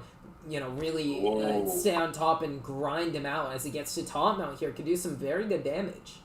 You keep poking the water balloon, it will explode at some point. And that seems to be the approach of Samurai Robin. Just poke, keep poking, and finally, at some point, there will be a finish. Very, very possible. But we're going to have to see how well can Samurai Robin maintain the takedowns and this top control. Brandon Moreno is no slouch on the ground, no slouch off his back either. And so, if he gets up, if he flips him, how is Samurai Robin going to deal with that? But as of now, already 2 minutes on top and doing some very good work, Jakey. Yeah, very good work. I like what Samurai's doing here. He's playing clock game, I feel like even going from that armbar from back to it, it does reset the get-up timer, and going for things like that is, even though it's a one-way denial in that situation, he got armbar off and he did get a top mount off. So it's very interesting to see him just playing this clock game as he probably has to with Moreno. Nice get-up. Get-up comes here, with a big denial and the full GA get-up back to the feet where Peace Mahai would like to be. Well, he'd like to be here, but at the same time, Samurai Robin is the same guy that just outstruck Blake Tyler at flyweight. So you still have got to be very, very careful when fighting this man. He's keeping everything very technical, very clean. But Peace Mahai really running forward with these shots. I don't think Peace Mahai necessarily respects the power coming back from Askarov. I mean, he's willing to just walk right through this pocket. And more often than not in this first round, it's worked out for him, Zayev. Well, it has worked out from him, and I don't blame him for not respecting the power because Samurai Robin's an orthodox. Why is he doing that? Askarov obviously a southpaw fighter, and Brandon Moreno an orthodox fighter. So both of these men playing in the opposite stances, maybe looking for some different looks right here.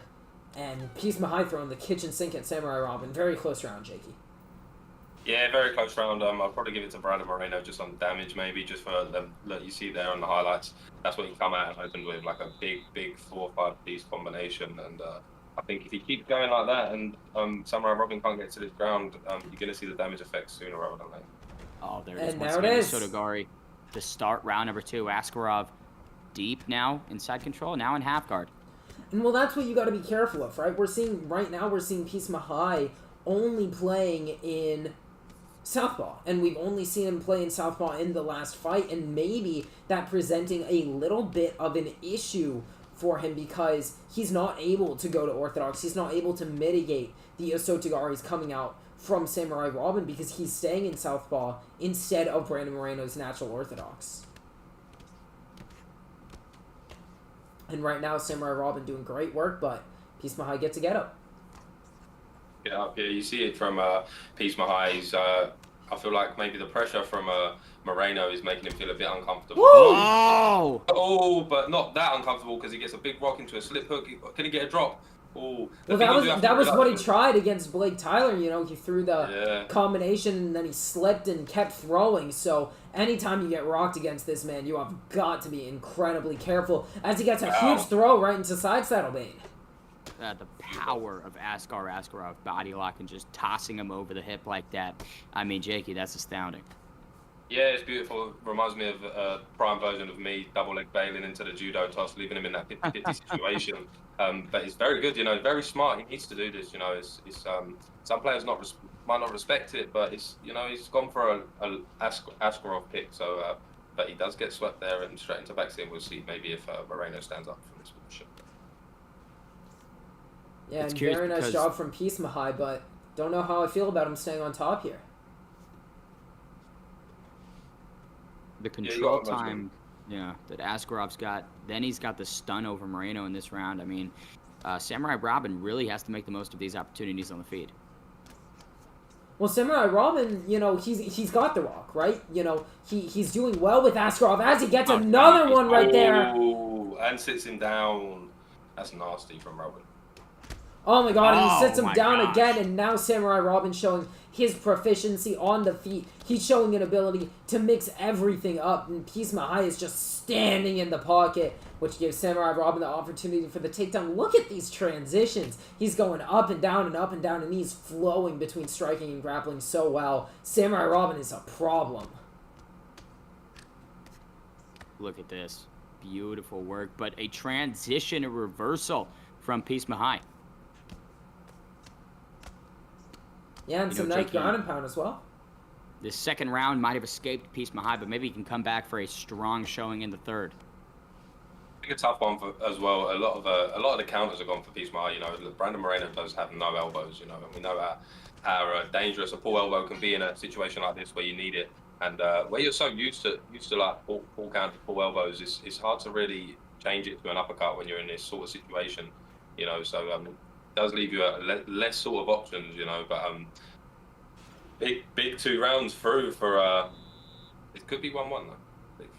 Could very well be. Obviously that first round incredibly close, but maybe even a 10-8 in the second round with those 2 drops. And now Peace Mahai got to be incredibly careful striking with Samurai Robin. The straight shots from Askarov are just coming in down the guard. Once again, knocked down right there for Robin. Big job. Big up kick saves him. And now Peace Mahai gotta be throwing balls to the wall. He's got 4 minutes left to really get something done here, but been unsuccessful as of the first 2 rounds, Bane. Completely, and you look at the head health disadvantage. Peace Mahai can no longer sit in the pocket without thinking. I mean, Askarov close to finding a finish, in my opinion. Man, and that's it.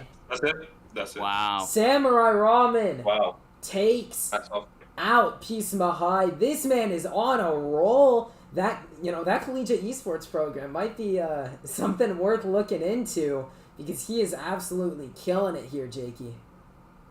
Yeah, there's two very big names under his belt. You know, started off by taking Blake Tyler, and he you know what I mean? He took the Askarov pick and got the job done, you know, so he must be riding on confidence right now. I know he's just recently joined the camp for Bex.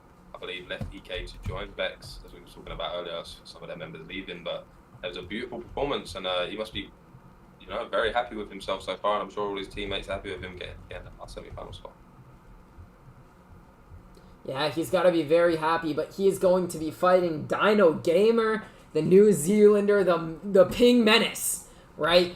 You know, the big problem that we have seen. But we have the semi-final setup, and they are in a bit of a different format. These are going to be best of 3. They are going to be best of 3 fights. Trixie and Swiss is our first matchup, and the weights are predetermined. So these two are going to go at it right here, right now. USA versus Canada, the battle of the neighbors. How do you see this one playing out, Jakey? Yeah, very interesting. I'm not too sure on competitive record here, but I'm sure these guys have played a few times in the past.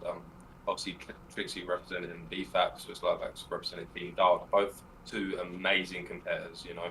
They've both looked incredible through this, and only one of them can take that final spot, but it's best of 3, you know, so it's going to be very interesting to see adaptations and things like that. But America versus Canada, next door neighbors, you know, so very interesting. Alexander Volkanovski, mirror match. Again, one of the most balanced fighters on the roster, pound for pound. Great. Curious how this opening matchup goes.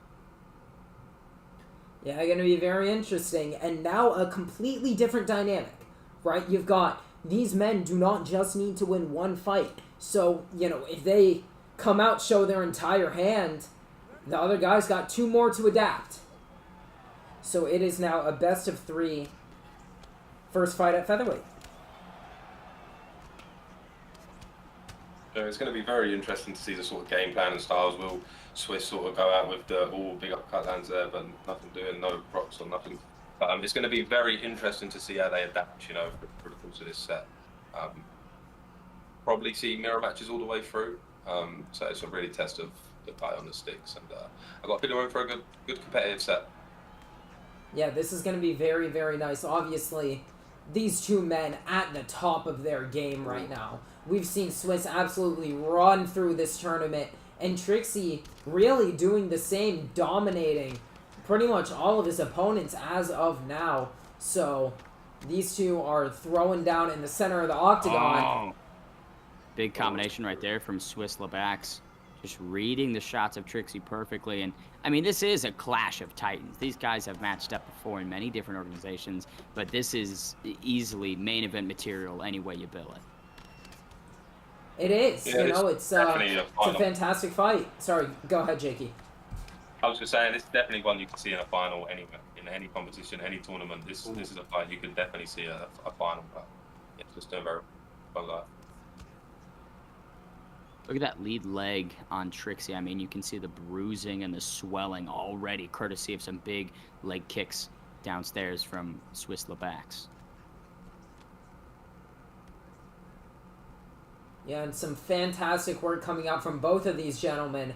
The combinations and the head movement from Swiss, the intercepting shots from Trixie.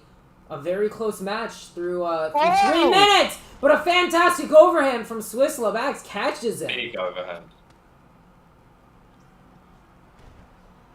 Nice takedown from Trixie. The ankle has indeed been picked. Had a couple of those today in this tournament. Always good to see that kind of takedown. Yeah, well, you love the mix-ups, right? You love the different styles of play. But Swiss, you know, not exactly easy to take down as we're seeing here.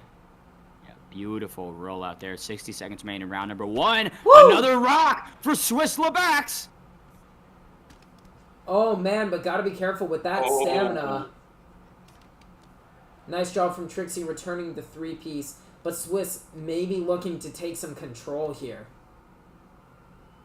Definitely is, and you can see the damage he's doing is significant, but he's at a cardio deficit. That's what he's eliminating right now. Round number 2, I'm curious to see what each person's approach is. Yeah, some big damage coming from Swiss. Oh, big head kick as well. He just don't stop throwing, bro. But by the end of this round, you got to think, where will his stamina be at by the end of this round? That's a big, clear 10-9 for Swiss for me. But it's all about how he can manage that stamina going into this second round. Will Trixie take over, or is it a little too late? Yeah, well, we're gonna see. You know, he's got time. He's got time to work. It's only round 2, but Trixie has taken some serious damage, and the stamina. Almost even. Trixie with maybe a bit of an advantage, but in a 3-round fight, not something you can bank on, Bane. No, definitely not. You can already see those leg kicks are forcing the stance switch. Trixie operating at a southpaw courtesy of all the damage downstairs. Swiss Lebax has to be happy with how this one's going, but again, you always got to be cognizant of Trixie because he can catch you from anywhere at any time. Oh, and there it is. And this time, hits him with the lead hook as Trixie is slipping, but still some fantastic movement from Trixie. And a nice hook off the break. Flinching up, trying to eliminate the distance between the two. Smart, high IQ from Trixie. Now pushing Swiss against the cage. Takes the back, Jakey. Yeah, we should have maybe seen this a little bit earlier. You know, he done some good work there from the clinch, and maybe that's what he needs to utilize more with this vault, because the pressure from Swiss is just, it's tough to deal with, and we've seen everyone struggle with that. But he did make it out the first round, you know, like a couple of other guys haven't, and we can see, you know, all Volk needs is one big moment in this fight, and I think the board could switch. But Swiss looking incredible so far. Oh, big lead uppercut right there. Stumbles Swiss backwards. Swiss now shoots. Unable to get it down. Great posting right there from Trixie. Yeah, well, both of these men are so good in the defensive grappling area. They're so used to people trying to take them down, trying to, you know, work them, get on top, that that both of them are struggling to wrestle with the other, and that's why we're seeing most of this be a striking match, even though Trixie is almost desperately attempting to initiate some form of grappling here. Less than 2 minutes remain in this second round. Swiss has been doing such great work. Trixie trying to fight his way back into this, but you can tell his grip on success is slowly loosening. Oh! As I say it, massive combination. There it Swiss. is! Swiss is hurt, and he's down! But not enough damage to get a finish or top mount. Swiss Lebax now, you know, Trixie pulling it back here. Right when he needs to. 1 minute remains, and now Swiss going back to the creative striking arsenal that he has, but Trixie's confidence is growing. Man, what are you seeing here, Jakey? I'm nervous for both of these guys right now. This is so close. Swiss done so well, but Trixie's done so well to bring it back. The legs blinking, the block shattered, the head health is low for both guys, and I'm just waiting for someone to die at any moment. This is a great fight. A lot of spinning. Look at the damage to the legs that Swiss has done. I mean, both the left and right leg are heavily debilitated, Zayev. Woo! Yeah, they're hurting, and that's gonna be a serious problem headed into round 3 when it's gonna be an exchange of power. You know, you gotta think neither of these men wants it to go to the judges' scorecards right now. They have no idea how this fight's going. They don't know what's going on, and they want to finish this fight. Love that adjustment from Swiss to throw that front kick right up the middle. And now you can see Trixie's feeling some of these shots. Yeah, he's struggling right here. Lunging out of the way, using his head movement, but never out of the water is Trixie. Nice duck straight. Jakey, last 5 minutes here. Sink or swim. Somebody might drown. Who do you think is going to get the better hand here? I feel like Swiss might get something, but you see as he's coming in, Trixie's doing a good job of intercepting him sometimes, you know, when he just extends on that combination. And I feel like one big moment, one big counter from Trixie could ultimately determine this fight. But if Swiss keeps walking him down, like, just look at his block, it's only going to take a 3-piece combination to seep through and get a rock or a drop. So Trixie's really got to just get that soon and then maybe secure a takedown like that. And because last round he could have won off the drop, so it's a very close fight. And it's going to be interesting to see how they big tie whip. Oh! And that's what he needed. That's what he needed. That's what he needed. He got the clinch break uppercut. And now, if Trixie can get Swiss down, Swiss with 3 minutes to work, what do you do? Man, you get back to your feet. If you're Swiss Lebax, you fight to get this back to the standing realm. You cannot have Trixie on your back for 2.5 minutes. All the damage he's going to do, that's going to erase the great work that Swiss has done in this fight. It is, but how do you get back to your feet with such a dominating force like Trixie on top of you when he knows if he stays on top, he may very well win this fight as he makes it over to top mount. Nice bump out from Swiss Lebax looking to mitigate the damage here. But with 1 minute and 45 seconds left, This is so close, you know, because I'm pretty sure we give Swiss a 10-9 on the first, but nobody really knows how that second round was scored. I believe Swiss slightly outstriking him, but Trixie having the drop in the favour, so it's very close. But you see damage now on the head health looking slightly even. But if Trixie can ride this out, you know, it's so close, you know. But what does Swiss do here? Just wait for the rest stand up. That's probably his best bet. Do you wait for the ref stand up? Do you try to get up? There he goes now with 1 minute left to work. We know if Swiss empties out the gas tank, there is going to be an instant spear from Trixie. So Swiss has to be so careful here. Not to get caught, not to do anything, because the takedowns are coming out from Trixie. Beautiful. It's time for Swiss to put the pedal to the metal. 30 seconds left. He needs a big comeback strike in these closing seconds, in my opinion, to steal the judges' scorecards. And there's the takedown. The head kick! And he drops him! That was what Swiss needed. Wow. What a close fight. These two are going to go to the judges' scorecards. Man! It's a very close fight. Banger of a fight. And that's the first one. Oh, yeah, it's going to be a split. It's going to be a split. Very close. Swiss Lebax was in the red. I think Trixie won it. Wow. And Trixie gets the split decision in the first fight. This was just the first fight. This is a best of 3. Oh, bang. That was so close. That was so close. I don't think you could get a fight even more close. You know, Swiss done very good work, but Trixie shows, you know, even when Trixie loses the first round, he shows he's so dangerous. You know, he can always come back and always put it back. That looks very, very, very close fight. And congratulations to Trixie. Goes 1-0 in the advantage, and Swiss really needs to dig deep. Does he change his game plan, or does he come with the same approach? What do you think, Blaine? You know, I think keep that same approach. Those leg kicks were so lethal. I would say defensively, just a little bit more cognizant, right? I think managing the distance a bit better would be helpful. But overall, you can't hang your head with that performance. It was a split decision. One of the judges gave it to you. So I wouldn't be altering the game plan too much. Well, he's not altering anything. He's going bulk. Wow. Once again. What do you think about that? That's interesting. I think that Volkanovski at 155 is good, but not as great as some of the picks. However, Dustin Poirier, certainly a staple of 155. We'll see how this one goes out, Jakey. Yeah, very interesting pick. Volk at 155, not my ideal choice. Dustin Poirier being the favourable here. And yeah, like... Oh! Woo! But again, he comes out, Swiss, we see this in the last fight. Oh my goodness. And he drops him. This is what Swiss does, man. Swiss is angry now.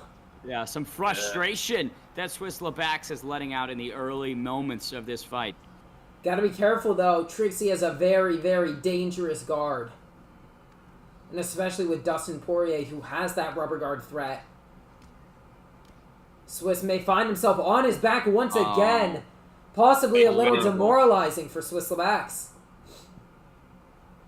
Straight to sprawl. He's got to look for a stand-up. Maybe no transition straight through. Trixie, you've got to think, is just going to try and frustrate Swiss here, you know, after that big drop early from Swiss. You know, he might take this round off just to try and drag the fight out so he can get to the second round with more head health than he did in the first fight. But, you know, we see it early in the first fight. Swiss drops him, you know, and Trixie did come back. So it's going to be very interesting to see how this one plays out. Fantastic flip from Swiss Lebax saying, hey, we can grapple. Let's wrestle, kid. Let's wrestle. But he is absolutely coming out here to say, you are not going to take me down and just get everything for free. He gets back up there. And let's see what Trixie is going to do after that, you know, fantastic opening from Swiss Lebax. Again, with the best of 3 setup, if Swiss loses this one, he's done. So he is there's a little bit more urgency that we can see in his fighting. Definitely, you know, he does not want to drop this one. Obviously, this for $200. Every fight these guys have, if they lose, could be potentially $200 out of their bank account. So neither of them is trying to lose this fight. Both putting on a fantastic match here. And Trixie coming back with some good shots. What do you think of the Volkanovski pick in his weight class, Aya? Well, man, you know, Swiss just has a knack for the character, as we're seeing here. Swiss is so fantastic with making this Volkanovski pick at 155 work for him. He's been using him for quite a few months here. And he, Swiss definitely struggles with southpaw fighters, which is why I think he's going for the powerful orthodox in Alexander Volkanovski, not wanting to go someone like Conor McGregor. And he's landing very nice leg kicks as well on Trixie, forcing him to switch to orthodox in this opening round. He's squeezing the juice out of this pick, as they would say. 20 seconds remain. You got to think with those 2 rocks, Swiss Labax has secured this one on the scorecards. Yeah, I'd agree. Yeah. I'd agree, but we see it the same in the first fight. It's kind of a repetition of what we're seeing. Swiss coming out, he starts early. I feel like he's done a bit better job maintaining stamina. Maybe that's just because there was more grappling involved in this first round, and he had a little bit of time off from stop punching Trixie's face. But it's going to be very interesting now to see if similar pattern happens where Trixie can bring back around and then, ultimately get the job done. But it's looking very good in both performances so far. Those extended combinations of Swiss Labax, I mean, he's not throwing 1 or 2 strikes. He's tossing out 3, 4, 5, and 6 even. And I think that length of offense is giving Trixie just questions that he's trying to answer, but not all that successfully. Yeah, well, Trixie doing some good working out to the body we're seeing, but, how much that is going to affect the bulldozer of Swiss Labax is going to have to remain to be seen. But he seems to be targeting that belly a lot more than he was in the first fight. Yeah, maybe identifying stamina of Swiss Labax, one of the weaknesses that he does hold. He doesn't have many weaknesses, that's for sure. But again, Trixie doing a lot better in this second round already. 2 minutes into the second round, and he's already made his adjustments again, like he did in the first fight, and he is looking a lot better, And like you say, he's hunting for that body. Bang. Yeah, and if you start attacking the midsection and you get Swiss worried about that, it's going to open up the head. That was a big front kick that just barely missed the head of Swiss. Yeah, and some fantastic work right there from Trixie. Does a nice job getting a quick rock with those fast and powerful hands of Dustin Poirier. And now Swiss Labax in a bit of trouble here in the second round. Yeah, it seems that Swiss has taken the foot off the gas a little bit. He's not doing all the things that really gave him a ton of success in this first round in the previous fight. Well, but Trixie is also doing a very good job of intercepting his shots, right? He's doing a much better job of keeping the much shorter and smaller Alexander Volkanovski on the end of his strikes, throwing quick 3-piece combinations, and that's what's doing him very well in this fight. And Trixie now even looks to be ahead, despite those early rocks in round 1, Jakey. Yeah, like I said, I've been mentioning it. It's it's almost like a repeat, It's almost like, just other than Trixie's different pick, it's almost the same. Swiss comes out, starts fast, puts Trixie on his back, cooks his legs, and then Trixie does find a way to come back. But that could have been close. That could have been a big rock. But he goes for the head kick again, doesn't manage to get a drop. Trixie 30 seconds to maybe secure this round and make a potential another 1-1 in the final round. It's very possible, but Swiss Labax has been still doing some fantastic work. He's working the legs, he's working the head. A very, very close second round. But obviously neither of these men wanted to go to the judges. That was a big elbow to conclude things for Trixie, but that final flurry from Swiss Labax, right? You think that could just be enough to tip the judges to him. Could see Trixie in a position where he needs to get a finish here. Crazy close fights, man. All the time. Both fights just so close, too close to call. I'd hate to be a judge on this game because I don't know who I'd give it to. But it's may all come down to this third round, guys. It's very possible. Swiss understanding that, getting some good damage early, and every moment is a chance that this could change, this could end, something big can happen, Bane. Oh, for sure. And with the power of Volkanovski, Swiss Labax is landing fight-ending blows seemingly at will. And all of the comeback from Trixie is just not doing anything to Swiss in the early moments of round number 3. Well, he's struggling. You know, he's struggling to land shots. The defense of Swiss Lebac's, even though he's moving forward, he's still staying very defensively responsible, still kicking the legs, still moving his head, keeping that block up. And Trixie maybe with a little bit of a panic shot now. A little bit. You can see Trixie trying to find answers, but the time is slowly getting away from him. It absolutely is. And now those legs are cooked, as Jakey said. They are hurting. He's not going to be walking well in the morning. A fantastic job. Fighting to stay in this tournament. He's done so well in this second fight here. If he makes a $200 mistake, though, Trixie will capitalize. Big moment right here from Swiss. Well, any small mistake, any small issue you have is going to absolutely flip everything on its head, right? It's gonna change everything. And now Trixie, with 2 minutes left, gotta do something and denies the spear to Swiss Lebac's.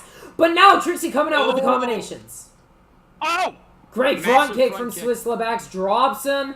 1 minute 40 left, and he's still on the gas. He's up, and he does not care. Swiss Lebac's wants the knockout, and he gets it! Wow! Swiss Lebac's sleeps him in round number 3. Catches Trixie coming in, puts him away to even the score in the semifinals. Swiss Lebac's stays alive, and we head to the third and final matchup between these two. We head to the third and final matchup at middleweight. We are going to see the Robert Whitaker, the famous Robert Whitaker of Swiss Lebac's. This has always been his,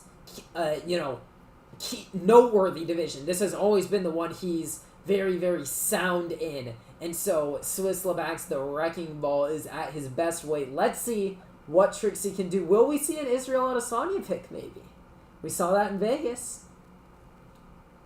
I think they're going to go mirror in this final matchup with Robert Whitaker. Great contested set. You know, this is just a spectacle to watch. You know, and it's interesting because as they move into the best of threes in these semi-finals, you know, like if it was a best of one, Trixie would have won it, and then that's where it gives Swiss a chance to come back, and it makes for interesting sets like this where they go 1-on-1, final fight. Let's go. Dean gets us going at 185 pounds. The Reaper on both sides. Swiss and Trixie settle the score here in 15 minutes or less.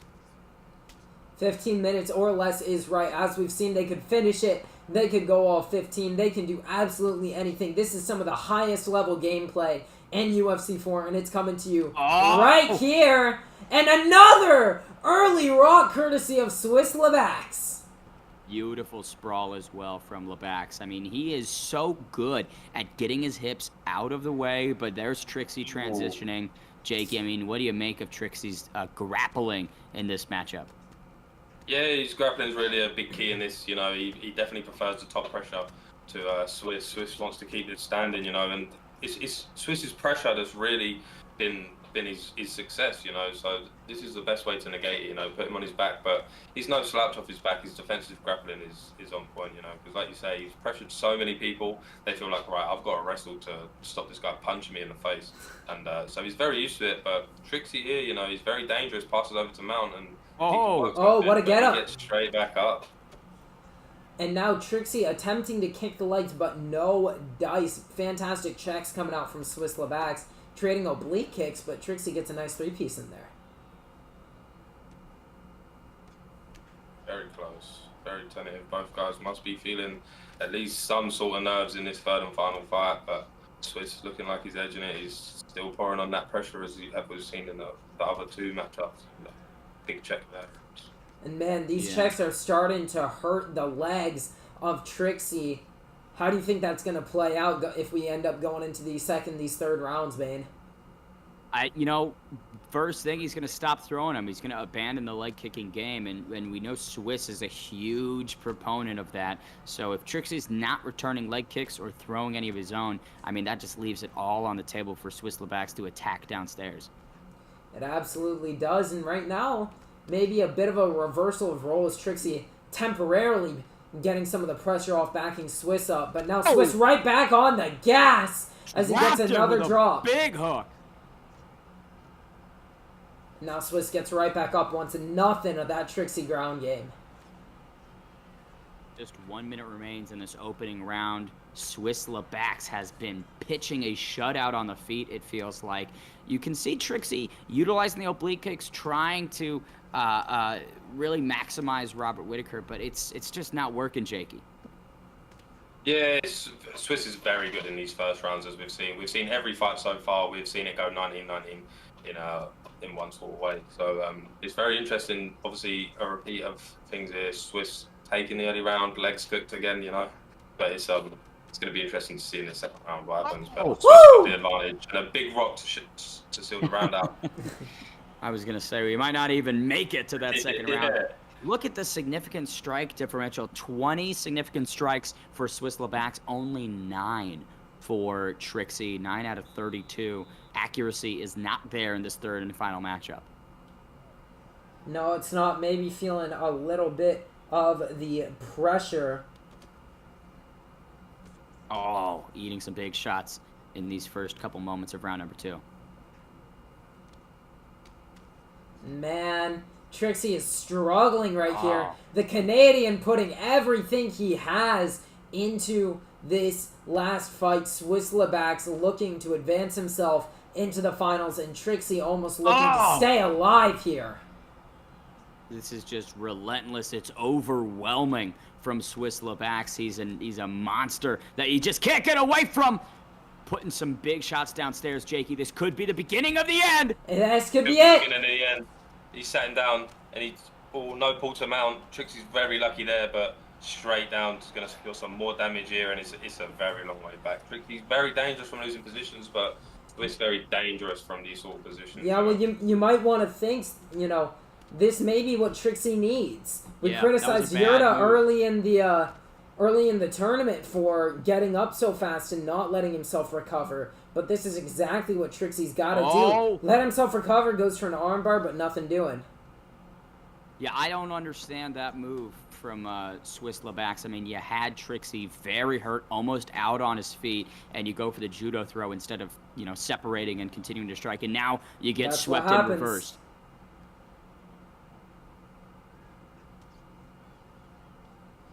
Now Trixie in the backside position that he's been getting to all tournament. And gets right to top mount. For Trixie. Wow. Swiss Labax escaping, but not even close to out of the woods. 2 minutes left in this round. Good to know right there from Labax. You can just tell, I mean, Trixie is just riding any transition, any movement that Swiss is trying to make. Trixie's flowing with them. Great power-up, though, for Swiss Labax. Great work. Just says, nope, we're done. We're done grappling. Never mind! Right back into the judo throw. Confidence, maybe? Is that some gamesmanship, Jakey? Yeah, we've not seen it all set, really. Swiss not really looking to initiate it, but, he stays on top of the rest of this. He's 2-0 up going into the third round, and with someone of Swiss's caliber, you can imagine it's hard to lose from such a dominant winning position. Well, and dominance is really the word for this third fight, right? We haven't seen Trixie presenting as many issues to Swiss Labax. Swiss may be figuring out the game of Trixie as he gets another rock right there. And what are you trying to do to turn this around, Bane? If I'm Trixie, I'm coasting for these final 15 minutes. I'm staying. That's not what you want to do. No, it is not. And the disrespectful kick. Beautiful. Yep, Trixie, make it to the third round, recalibrate. Once again, a tough, significant striking outing, only 2 for 10 for Trixie. I mean, he is having a hard time returning these strikes, returning the power that Swiss Labax is throwing at him. Yeah, man, he really is struggling. He's taken so many drops. Gotta think a potential 10-8 in there. And now Trixie has to get this finished, because if he does not, it's 1-1, folks, and he will get knocked out of the tournament. Jakey, look at the stat differential between Trixie and Swiss Labax. I mean, Swiss is almost picture perfect right now. Yeah, he's looking, he's looking very dangerous, and I think maybe the winner of the tournament may possibly come from this fight. Well, it's gonna be either one of these or the next guy. Oh. But Swiss just looks on top of his game right now. He looks like he's sort of got Oh. Trixie figured out. And another big rock. This could be it. And he's hunting the Oh, body and down. he lands the rear that was hook beautiful. You right gotta into think this is Neon it. Belly here. Wow. Fantastic Somehow defense. Trixie survives. It looked like he was done. He stiffened up. He fell over like a bag of sand. But 3 minutes and 45 seconds, Trixie is still alive. Yeah, and Swiss maybe just looking to ride the rest of this round out. There's not really much threat from this position. But he does get back sitting. But like I say, it's a one-way denial with the ESFL rules in play here. So it's really up to Trixie what he can do from this position. What do you think he does? Should he stand up or should he try and work a big ground and pound? It's hard to say, but every time we have seen Trixie do some fantastic work from this top position. But now Swiss, all he's got to do is survive, right? That's all he's got to do. And he will win this fight. So if he does not get mounted, if he doesn't get back-flatted, those are really the two positions that he might struggle with. Now Trixie in back sitting, a very dominant position, and he gives it up. Yeah, I believe that's Trixie. He needs to hunt down this. Oh, wow. It's crumpled. There is just no durability anymore from Trixie. Any strike puts him down. He is in a bad space right now. Yeah, and it's looking like the beginning of the end here for Trixie, unless he can pull out something crazy. Oh, wow. Oh, my goodness. Here comes Swisslebacks trying to finish Kenny. that Yes, is he it. can. Pounds him out. That's it. 91 seconds remain, but they were not needed. Swisslebacks advances to the finals in what was a hotly contested first two matchups, and then swings a grand slam to kick Trixie out of contention. Well, that was just absolutely fantastic. And Canada, with Swisslebacks, is moving to the finals. But he's going to have a tough challenge in front of him no matter who wins the next matchup. It's New Zealand fighting Romania. It is Samurai Robin, who has already taken out two legends against Dino Gamer, the New Zealander, the man people are calling the 500 ping merchant. And I'm looking at it, and it's not pretty here. 300 MS for these two competitors. But we're going to see how they adapt. Now, the first weight class of this best of three is going to be bantamweight, and that is where we are going to find these two men right here and right now in the semifinals of the UFC World Cup.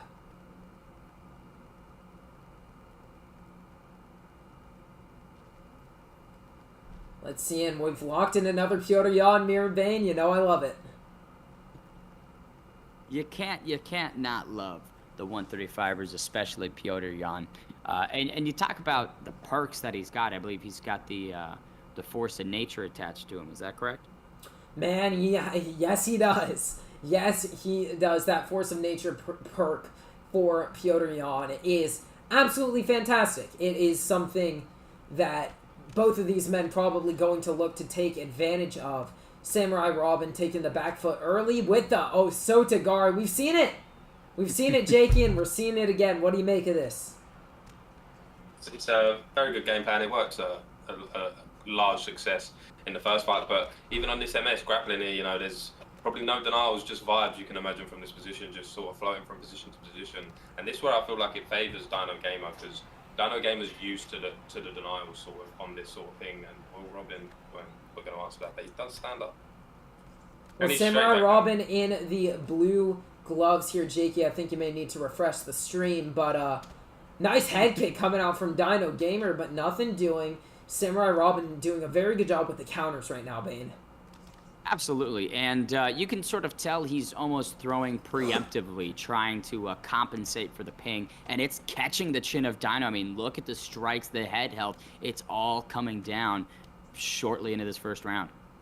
Well, a lot of big strikes are coming out. He's looking to get him out early. He's not looking to get into round 2, round 3. Not looking to get caught by any of those spinning elbows that Dino Gamer was so effective with against Polia, and one coming out right there. There's one, yeah. But one back from Hey, Samurai Samurai Robin. gives him one of his own. Taste of his own medicine, maybe. This, ping puzzle is something that nobody today has been able to solve. Samurai Robin taking a great approach to it so far, but he's still taking some damage, Jakey. Yeah, he's taking some damage, but I feel like he's doing the most damage. I feel like Samurai Robin's doing a very good job here. And Woo! I feel like... Oh, but a nice elbow from Dino Gamer. But yeah, this guy is just... And that's where it's the most difficult, isn't it? Is the defense. When you get rocked, what do you do? What do you do? How do you move your head correctly? Well, that's how! Fantastic combination from Samurai Robin. This could be it. And now the ground and pound coming out, and that is it! Wow, that's it! Look at that. The ground and pound, ref waves it off. Samurai Robin overcomes the ping in the best of 3. What a performance. I mean, he was chopping away at the chin of Dino Gamer and finally chopped it off, Saya. Yeah, he did a fantastic job, got hit by that spinning elbow, said, okay, I'm going to move my head, I'm going to stay calm, and I'm going to come back with my own. Now, these two are going to next be fighting at welterweight, the first welterweight match of the entire card. Wow, it is the first welterweight match of the entire card, and that's very interesting, because that is, being the middleweight, like, you'd think you'd see it more, but it's been a lot of flyweight, heavyweight, so it's going to be interesting to see. We've not seen either of these guys compete at that weight, so it's going to be very interesting to see who each guy picks up. I feel like we might see an Usman pick. Yeah. Yep, we do see an Usman mirror match. Very interesting. What do you think about the wrestling, Bane, from these two? I think that wrestling with this ping, it's a question mark, right? You don't know if you're going to be coming out on the wrong side of it. So if I'm Samurai Robin, I think, okay, you know what? I was able to find success striking. Let's stick to it. If wrestling happens, get back to the feet. Samurai Robin taking the early lead, big axe kick coming out, nothing doing. Usman's axe kick, yeah, an interesting one. It's very powerful as well. If you can land one of them flush, it's a very good tool to have. A lot of people don't really see it coming all the time. So he showed his hand early there, but and some nice strikes coming out from Dino Gamer here.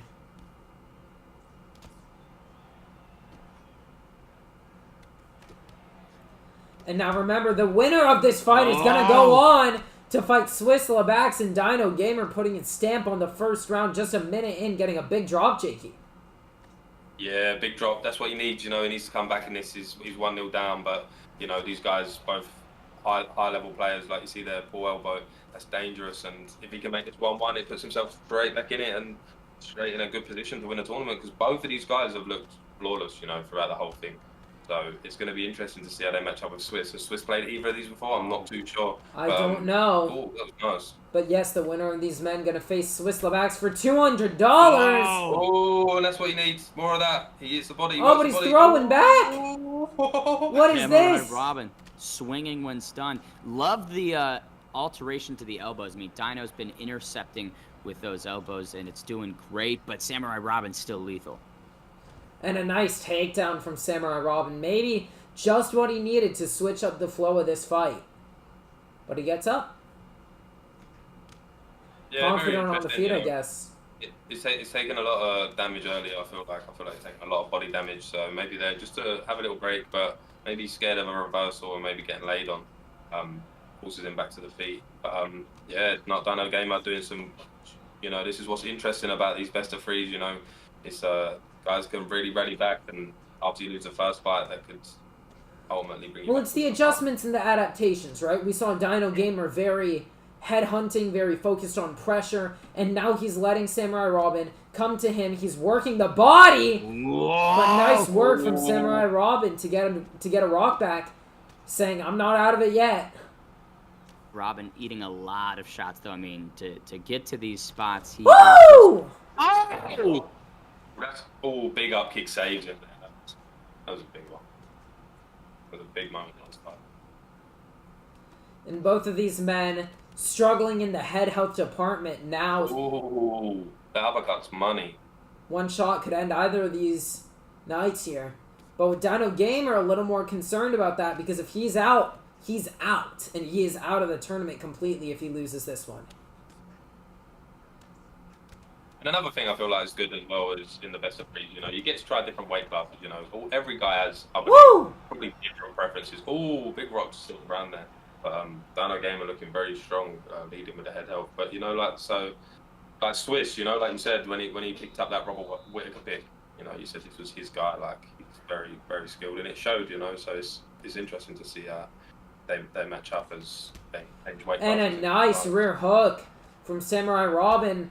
But no, the pull elbow. He got reckless. Oh! That was nasty. And that's it. Could be it. No, it isn't. Wow, but his stamina. Dino Gamer going right to Crucifix here. This is where it's going to be so hard for Samurai Robin to get out. And a denial from Dino Gamer. This could be it right here. This is bad. Yeah, you can imagine. Gets a posture And up that's near it. belly. And it's it. Wow.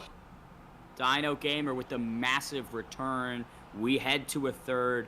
Way to stay in that tournament. Again, you know, Samurai Robin, interesting strategy at 170 pounds in this second fight. And it definitely cost him the ability to move to the finals quicker than maybe it will be third fight upon us. Well, we will see what happens. These two now fighting at flyweight. Seeing a lot of flyweight throughout these fights, and one more to end off the night. This is going to be the last flyweight match of the night. So we will see who Samurai Robin goes, because we've seen two different pickups so far. So it's TJ maybe. That's what he's looking at. He's had a very, very beautiful performance against Blake Tyler, and he's looking to secure his spot in that finals with that TJ Dillashaw pick. Brandon Moreno, see, interesting, you know, look how much damage in that last fight. Yeah, that not Dino Gamer did with them elbows. Can't do that now. You know, them elbows are gone. You know, them elbows were big for him in many fights. The spin elbows, that's abandoned now. No spin elbow. Pull elbows, big for him in that rally back to get this to 1-1. They're gone now. So it's going to be very interesting to see how he uses this pick. This tournament sponsored by Nugs and JGeezer. Make sure to check them out in the description. And check out our fantastic commentators, Jakey and Ben Davis, both on Twitter. Both, you know, Jakey, check him out on BFAT. Ben, check him out. What he's doing in the MMA scene is fantastic, as Samurai Robin gets a nice flip and on top here with TJ Dillashaw early. I was going to say, talking about fantastic. Robin's grappling in this first minute is truly outstanding. Now he's hammering the body and stands up, Jakey. Yeah, he stands back to his feet. It's clear this is where he wants it. He's going to get some early damages. He's doing well. He started well. You know, like I say, there's no pull elbow here, so there's not one of them big, massive moments where you get the pull elbow and you're right back in the fight. You're going to have to sort of rely on something else. So, if I was have to say, I feel like TJ Dillashaw started really well, and he's going to be riding on confidence with this pick, because he did put Blake Tyler out, you know, one of the four kings, out with this pick. Love the uppercuts from Samurai Robin. Great body lock reversal takedown. That's beautiful. Big for Robin. That's beautiful. And he gets the mount. Big deny. Oh, wow. Great work from Samurai Robin. And this is what he needs. He needs that damage. He needs to work that stamina. And he's doing a great job here. Let's see if we see another posture up soon. There it is. And raining down shots! Wow. Looking to get some early damage. Looking to get some early damage is important. You know, he stands back up. He says, look, I've got a little minimal advantage in the striking now, so if we trade, I'm going to be the one that gets the rock. So it's very good from Samurai, and he's it's the third fight looking dominant like it was in the last set as well. Samurai Robin seemingly back inside his wheelhouse. Dino Gamer on just the wrong end of the timing, the power, the speed. It feels like a lot of disadvantages in this third matchup, Saif. Yeah, man, and Samurai Robin is absolutely putting it on him here. And, almost lands the head kick as well, and he is throwing everything in the kitchen sink, Jakey. He's throwing. He's trying to get all this damage, you know, so when he gets into the second round and third round, he's got that advantage, and he can come out, he can sort of throw where he wants, but he's trading there. That's a bit risky, you know, you could drop around still, you know, he's not done too much, but he's looking clean. He's looking clean. Both He's of them looking probably- absolutely fantastic here. But Samurai Samurai Robin Robin. seeming to get the better of these exchanges. He's getting the better of him, but he's also taking shots himself. I mean, not Dino Gamer he is touching up Samurai Robin. He is, and you've got to be so careful, right? Especially on this ping, you get dropped, you're going to really struggle with the ground and pound defense, as we saw from Dino Gamer. But the first round seeming to go to Samurai Robin. Definitely how I would have scored that one. 10-9 Robin. Jakey, what'd you make of the first 5? Yeah, 10-9 in the books. Big advantage in head health going into the second round. Like you say, just towards the end there, he got drawn into the brawling, where he can't really afford to do that at this position. You know, you can sort of just, once you've done all that damage, just sort of retreat a bit. You know, use your range a bit. But you do see there is a Oh, what massive a head great health. rock! And he tries to throw back this time. Big up kick saves him, and that's what you don't want to do. You know, that's what you don't want to do. Oh, but a drop back from Samurai Robin. Massive from Robin. Here he is, feeling the moment. Early in round 2, each guy knocked down. Bad news, Jakey. You gotta think one of them is looking to put the other out here. Oh, Great work from Samurai Robin, and he slips the counter. Oh, that was beautiful. That was beautiful. Man, that was gorgeous. And we've seen it time and time again when Samurai hurts you, throws the combo, slips afterwards, and this time he slipped the counter, but Dino Gamer not out of it yet. Gotta be careful. Dino's still lethal, but look at the shots from Dillashaw. I mean, every punch connecting. Here's the shot from Moreno. Unable to secure it. Great defense from Samurai Robin. Great defense of Samurai Robin. He's got a massive advantage in the head health department here with 3 minutes left on the clock to work. I can't really maybe imagine this one getting to the end of the round the way he's throwing the breadbasket and everything. But Well, we'll see what happens, man. Gets him to the cage here, wrestling him up against there. And he gets the backpack. Maybe we might have bet this round. It is possible, but with the damage both of these two men have taken, who knows what could happen. We rolled to 4 guard to a safe position where Samurai Robin wants to be and moved past the half guard. Maybe looking for a pass to mount, but was he sprawl? He sprawls. Then, but they're just floating from position to position. Reno working some clock, but you got to imagine he's up against it and needs to make something happen. Well, both of them are really struggling with the denials, right? It's got to be difficult on this kind of ping to try to get something done, but right now, Samurai Robin seems like his priority is just keeping himself safe, Bane. Definitely. I mean, he's playing defense, which is what you need to do in this position. Again, there's still 1 round, so you cruise to the end of round 2, you recover a little bit, and then you come back strong. But look at this. I mean, Moreno with some serious shots. And a nice get-up from Samurai Robin, Jakey. Yeah, back to his feet. Big denial there. Keeps it on the feet. Oh, and he drops him again! He drops him. That's why he needed to be patient, because his moments will come. And gotta watch the stamina, though. He does need to be careful, because we have seen time and time again. Not done again. Woo! Nice counters. Wow. Ooh, but it's a long way back. He jumps on him. Could this be it? No, big slip. And we're back in. Oh, and he's straight back down. Oh, and this could be it! Now he's connecting. It is. 10 seconds. Not enough time on the submission. Yeah, he just throws out the Kimura, keeping himself safe. Smart strategy, but gotta think Dino Gamer probably 2 rounds down now, Jakey. Yeah, he's got to be 2 rounds down. It's been a big performance from Samurai Robin. He just needs to be careful, you know. Like, if you come out, you just stick to your single strikes, your you know what I mean, your jab straight, your jab lead hooks, maybe throw a few feints in there. And he's not going to have much answer for it, you know. He can't really counter much off the jab and things like that. And you can win it. But if he comes out and he throws 1, 2, 3, 4 and then starts throwing them head kicks out, you know, not Dino Gamer could do something big and pull it out the bag. But from this winning advantage, it's going to be tough. Back against the wall. $200 is on the line. It's right in front of Dino Gamer, but he's got to get through Samurai Robin, who has looked excellent at 125 pounds in this third and final matchup between them. Well, I'd like to see some head kicks come out from Samurai Robin. You know, we're not seeing a lot of ducks from Dino Gamer, and if he needs a finish, that's where I'd like to see it coming out. Maybe throw that jab straight and then the head kick. But right now, these two are trading hands back and forth, nothing but boxing combinations. As Samurai Robin gets another drop there. Oh, and the pool party coming out. Oh, A game of inches right here, Jakey. yeah, game of inches, really. Woo! It just shows these guys level, but a big rock bag, and that's what I mean. You don't really want to be in the pocket. You don't need to be trading them 4 pieces with him at this late in the fight, you know. And this is what happens. And, here he goes, and there's his bobbling, and that's The it. He throws the bobbling. elbow, but the bobble saves him. But it's good. It's from a good position here, you know. I just feel like you're 2 up, bro.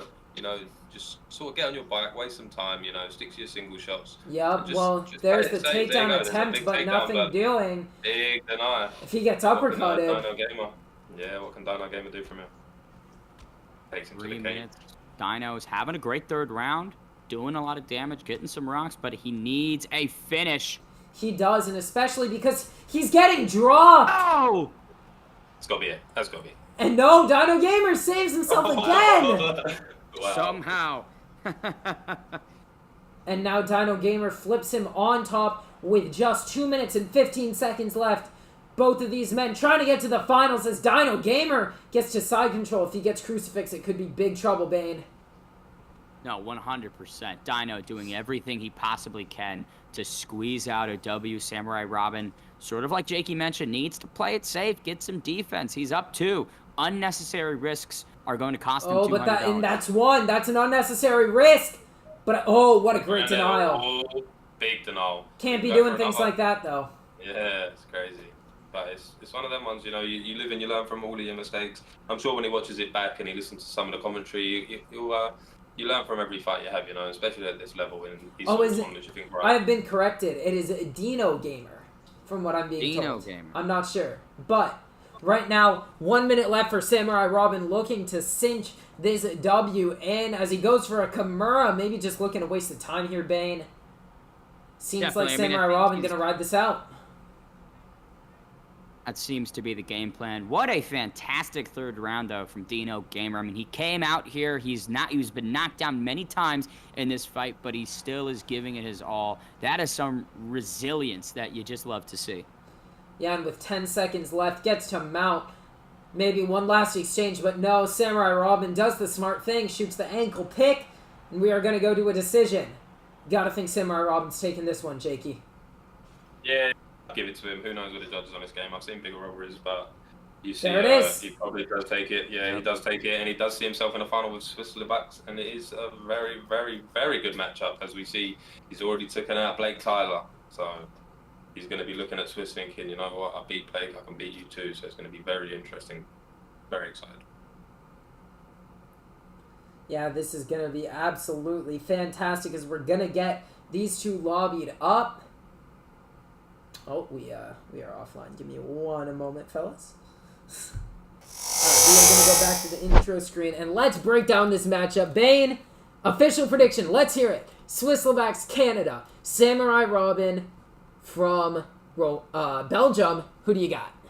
I think Swiss Lebacks. I love the 1st round from Lebacks where he comes out all offense, all gas, and I think it's going to overwhelm Samurai. We've seen him struggle with some strikers in this tournament. Dino had some really nice moments, and there's just spots where it feels like Samurai gets a little unfocused. He gets a little unconcentrated, maybe coasts, and if you're up there against Swiss Lebacks and you start coasting and not getting focused, you're going to get knocked out. You absolutely could. Swiss has been steamrolling through this entire tournament, only dropping 1 loss, and that was to the ever-formidable and dangerous Trixie. So we will end up seeing how this fight goes. As soon as we get a stream link between these two, we will get this fight underway. I am so incredibly excited for this one. Belgium versus Canada.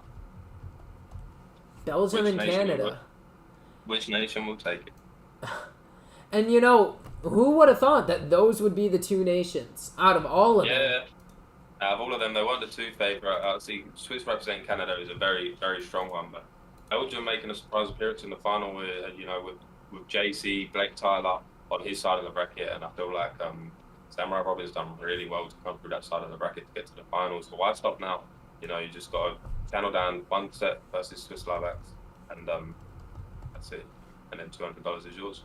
And he's definitely capable, you know. We've seen time and time again that he's definitely capable. But without that flyweight matchup, it could be tougher. It could be difficult. These two are going bantamweight to middleweight in the grand final of the UFC 4 World Cup for $200. Big thank you to Nugs and Jay Jeezer for sponsoring. Check them out in the description. And as always, thank you to our commentators, Jakey and Ben the Bane Davis. Check them out. We love them. Very, very grateful to have you boys here in the booth with me today. It's been a fantastic tournament so far. It has been. I mean, when you look at the competitive landscape for UFC 4 and tournaments like this, you just get to see the best of the best continue to go at it, continue to add wrinkles and depth to their game, and it's always a good time. Yeah, it's been really fun. And while we're here on the topic, we would like to announce Nugs AU is sponsoring another tournament that we will be running next month. That will be the start of November. That will be a BFAP Invitational. So 16 members of BFAP have all selected one competitor to represent in a head-to-head, and those guys will go head-to-head for another cash prize at the minimum of $100 at the moment. The date is not announced yet, but it will be maybe a month from this event, so maybe around a similar time, start of November. But yeah, so each BFAP member will be selecting one competitor from the scene to represent them, and the coach will win a prize of BFAP underwear, and the guy that's representing them will take home a cash prize. So stay tuned for that one. And if you would like to support and increase the prize pool, just visit the Nugs website, check out BFAP merch if you're interested, get some BFAP merch. So we can increase the cash prizes, and we can do $200, $300. We are at a minimum of $100 for that next tournament. And I'm pretty sure a lot of the guys have been selected and messaged. So it'll be a very fun one. So make sure you guys tune in for that. Definitely going to be a great one. And I just want to take a second. Thank you all for tuning in the chat. Obviously, we got Trixie, we got Jay Jeezer, we got Tadpole, we got Coach Goody, we got Aaron, we got Dino, obviously, Noetta, Cass, Bossman, Bucko, Pry, all of you showing up and showing out. Really appreciate the support as we get these two ready. They're getting in, obviously cutting the last few pounds in the back room possibly.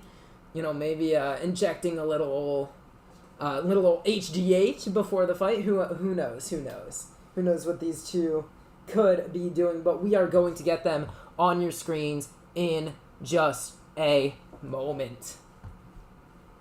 But for now, just wait tight. And let me see your predictions in the chat. I'm going to start a poll right here. Swiss Labax or Samurai Robin. I want to hear your guys' picks in the chat right now. Tell me who you think's going to win. Best of 5, bantamweight to middleweight, 5 rounds. You guys are going to see this one. So let's see what you guys think. And we will update you as the polls come in. I am the first vote. I voted for Swiss. There you go. I am the second vote, and I also voted for Swiss. Sorry, Samurai. I like you, man. I like you, buddy. I'm going with Swiss. We love the guy. Swiss Labax currently leading with 64% against Samurai Robin's 36%.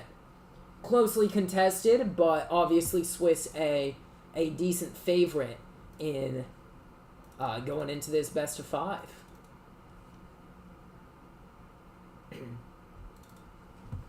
Very interesting set, but all we've seen really from Swiss, other than dropping a set match against Trixie, it's really just been a domination from bell to bell.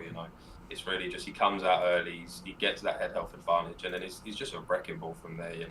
Other than a split decision loss, it's going to be very tough for Samurai Robin. But he's been in tough matchups before. He's been in tough matchups in this tournament, and this is what makes it great. Because anyone can win it. It's tougher because you've got to do it 3 times, but this is what the level's all about. This is why they are here representing their country. We got Bucko in the chat. Bucko's a funny guy. It's Swiss Labax saying, I'm going to beat his face. Free Bucko, baby. We got a free Bucko. No! What is going on?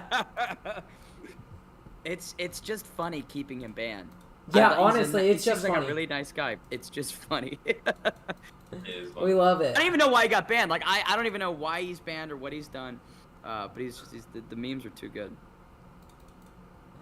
Honestly, I don't even remember at this point. I legitimately do not remember why he's banned, but he's never getting unbanned just because it's funny. We've got Cassidy. I'm sitting on the edge of my seat, shaking with excitement. So am I, man. I cannot wait. Samurai Robin currently in the back, waiting to get into the lobby with Swiss Labax. Don't go anywhere, fellas. If you're enjoying the stream, make sure to like it up, give it a subscribe, and obviously follow Ben and Jakey, Ben the Bane Davis, and Jakey, what is it? Jakey V1? Jakey BV1? Jakey BV1, bro. Jakey BV1 on Twitter. So make sure to like it up, follow those two men. Doing an absolutely fantastic job in the booth here today, gentlemen. Samurai Robin is currently injecting steroids, as many anabolic steroids as he can in the back. Absolutely. To deal with the offensive cyclone that is Swiss Labax. He's, I was being told during ESFL Live at Vegas that I was taking Adderall through my mask, and that's why I was wearing the N95. So maybe Samurai Robin trying to exploit the same weakness in the rules, the fact that we do not drug test our virtual competitors. Yeah, Swiss just said in the Discord, Samurai taking another Adderall and getting head right now. Just to get himself prepared. Those pre-fight blowjobs, they hit different. They prime you for combat. Samurai Robin saying 2 minutes. In just 2 minutes, we are going to get this fight up and running and get it on your screens. For now, though, let's go back through the bracket. Let's look at some of the fights that we had so far. What stood out to you, gentlemen? Obviously, we got Jinja and Yorda. We got Grains and Trixie. You got 3-piece and Polia. But I loved Blake Tyler and Samurai Robin. I feel like that was really the upset of the tournament. What did you guys think? Yeah, it was definitely the upset of the tournament. That was a massive fight. I feel like a big one for me was Trixie versus Swiss. You know, the level of skill on display there was incomprehensible. You know, it was crazy. It was one of them ones where I'm on commentary and I just watch and just be mesmerised by both players' performance. You know, Trixie really put in a good shift, but obviously ultimately fell short of the Swiss. But it was really good. I did like also Polia's performance on 3-piece. I feel like that was a very shock domination as well from him. But overall, great fights from everyone, and everyone's really showing out. And no one should keep their head down from their performances, because everyone from Ginger to the JC21, Peace Mahai, all of them have really showed out. Absolutely. I echo that. And you gotta also shout out that Swiss and Trixie matchup. That was absolutely fantastic. Obviously going to a split decision in the first fight, and then the 2 wins from Trixie, or from Swiss rather. But an absolutely fantastic fight, and we are just seeing the levels from these competitors, all the different countries, everybody coming together and putting on some of the best UFC 4 I've seen in quite a while.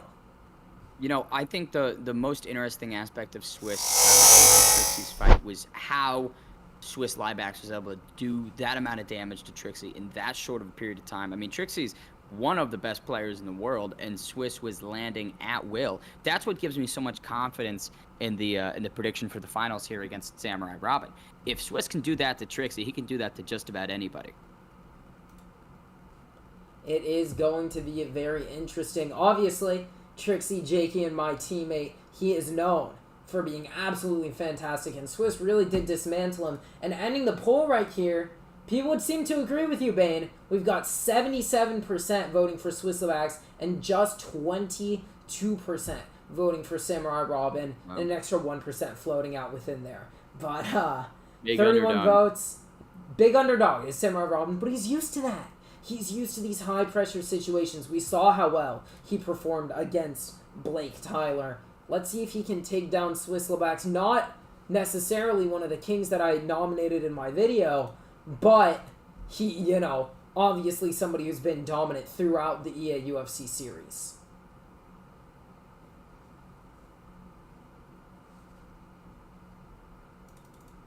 Yeah, Bucko's saying he likes the underdog, so he voted Swiss. I'm not sure that's how that works, buddy.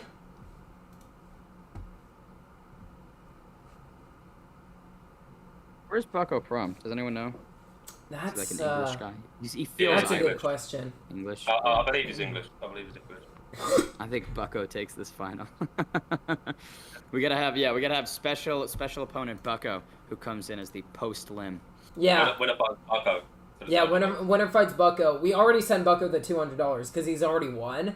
But, you know, you just fight Bucko for the privilege of fighting Bucko. Yeah. Bucko is in here, Northern Ireland. Samurai Robin or Swiss, they're going to fight, and then no matter the result, Bucko gets 200. Yes. And he's using it on solicitor fees to get on. Yeah, man, Bucko, send me your PayPal. I'm already sending you the money. Come on. I mean, why bet. even delay? Ooh, what was it, ESFL that banned him? Or is...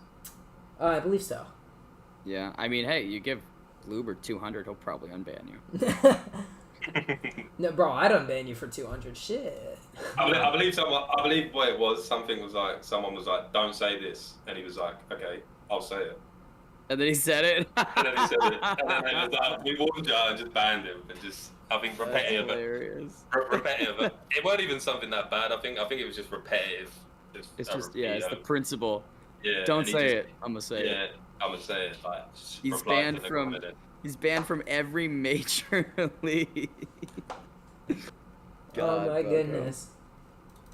And you know, I don't know what's going on with Samurai Robin right now, but Swiss Lebax is sitting there. Samurai's scared. So He's shaking. You know, I don't know what's going on.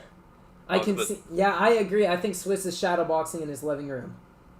There he is. Samurai Robin says he's getting on right now. We are about to get these two fighting. I'm so excited, ladies and gentlemen. We're doing a best of 5. Is that what it is? It is the best of 5. Beautiful. The ultimate competition. Let's do a best of 10. A best of 10. Let's just extend it for another 2 hours. Yes. Very interesting matchup going into this. Swiss confident, ready to get Samurai Robin in the lobby. Samurai maybe playing a waiting game, trying to frustrate Swiss Linebackers. But playing. He's getting into the mind. Yeah, he's going, "Oh, now you're in here, I'm gonna get you," and send him chasing him down. But ultimately, it's gonna be down to who can win it in this best of 5 series, which is legendary, I would say, in the UFC community. You know, bantamweight to middleweight, the typical best of 5. So both of these guys are ready for this, and both of these guys have been doing this for a while. And when we do get underway, it's going to be very interesting to see if Samurai Robin can overcome all this adversity, all this underdog. You know, can the underdog do it? This is what the story has been throughout time. You know, can the underdog do it? And we've seen it time and time again that the underdog can. And now Samurai Robin is on, waiting on the invite from Swiss Lebax, and we are about to get these two going at it. Very excited for this matchup. You know, this feels almost like the tease, right? You know, they teased us. We had to wait a little bit, but now we are going to get the matchup we have all been waiting for. I know these two are on, so we are going to jump right into the stream right here. We are not wasting any time. Feeling good? I'm feeling pretty teased right about now. Yeah. I'm feeling absolutely teased, I would say, boys. Well, there we are. We've got, obviously, Swiss waiting in the lobby. Samurai Robin about to join him. 5 rounds. 5 fights, 5 rounds. Bantamweight to middleweight for the $200. Presented by Nugs and Jay Geezer. And here we are. These two are now in the lobby. And I'm excited to see what picks these two pick up. Looks like a Yanamir, and there it is. Yeah, I feel like we're going to see that quite a lot. A lot of mirrors, you know, comes to featherweight. We can see Swiss picking up Volk, and then lightweight picking up Volk again. So Samurai Robin's going to probably be ready for that. It's going to be interesting to see who he picks in the coming matches. But yeah, we do have a PER mirror match, and it's going to be very interesting to see who takes the first set. And it's going to be very, very important as it comes to the later fights. Can Samurai Robin kill another legend? Ooh. There's the Asotagari. It's come out every fight from Samurai Robin, and he gets it once again, Bane. Just can't get away from it. I mean, it's a patented position for him. He knows how to get to it. He knows how to execute it. And this is a great way to nullify the early onslaught from Swiss Lebax. He can't throw those power punches off of his back. No, he cannot. And we did see the grappling being somewhat effective against Swiss Lebax with Trixie. But some great ground and pound defense from Swiss just gets right out of there. Yeah, we see Trixie try this sort of strategy, but Swiss is a very hard man to keep on the mat, you know.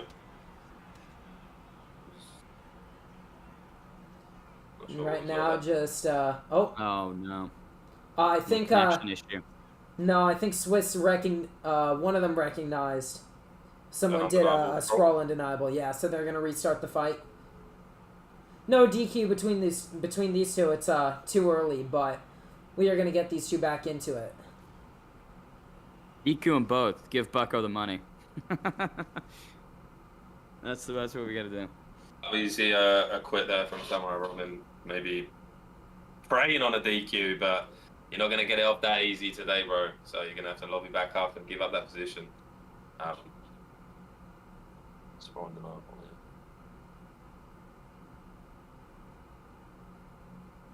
Maybe Samurai Robin petitioning for a DQ in the first one. Didn't get enough steroids. Yeah.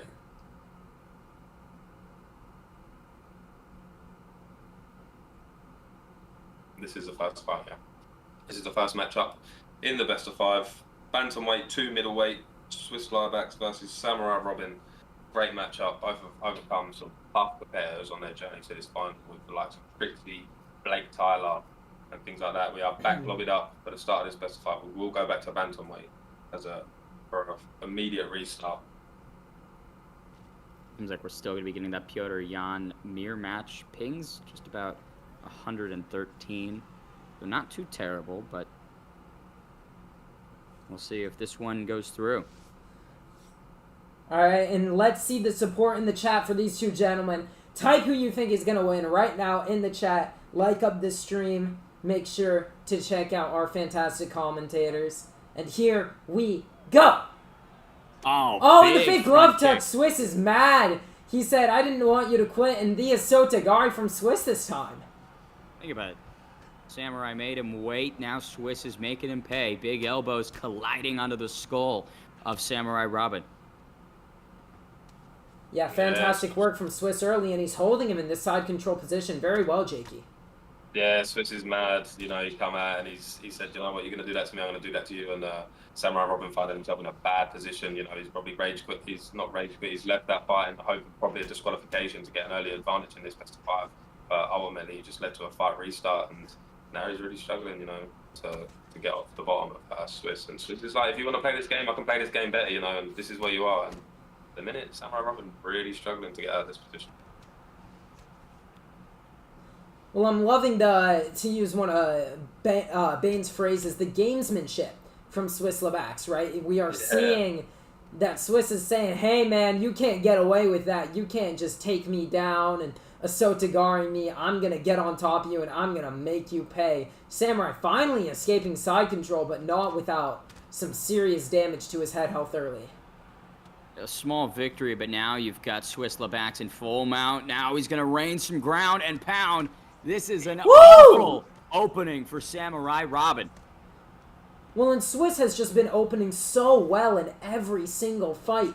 He just seems to have a way of getting onto you, and he does it right away. And every single time he puts his opponent in these life or death situations. And right now, Samurai Robin really struggling. 2 minutes left in this first round. Jake, what do you do if you're Samurai Robin?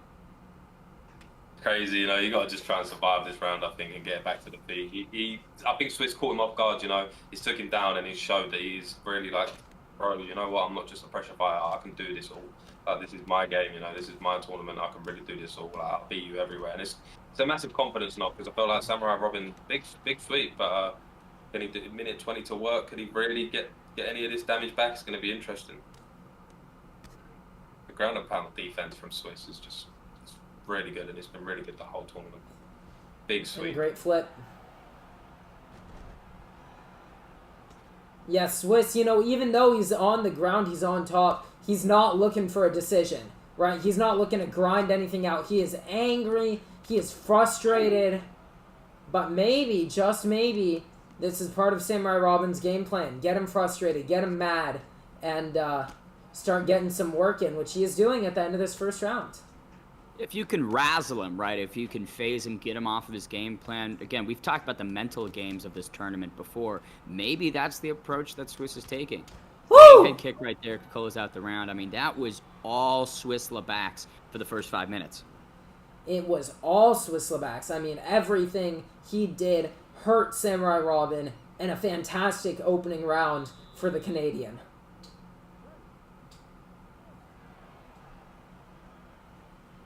And look at that stamina, almost fresh for Swisslebacks. Didn't really expend any energy because he was working so much on the ground, letting his stamina recover.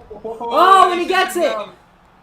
Samurai Robin has been perfecting that combination all day, throws it once more and connects. Swisslebacks now has to think about that power comeback from Samurai Robin. That's good from Robin. Oh, but a nice job from Swisslebacks to get the rock and the drop. Now in the ground and pound scenario, Swiss has shown such proficiency to get these early rocks, get these early drops, and he's done it once again in this bantamweight fight here. Oh, that's a big combo chain.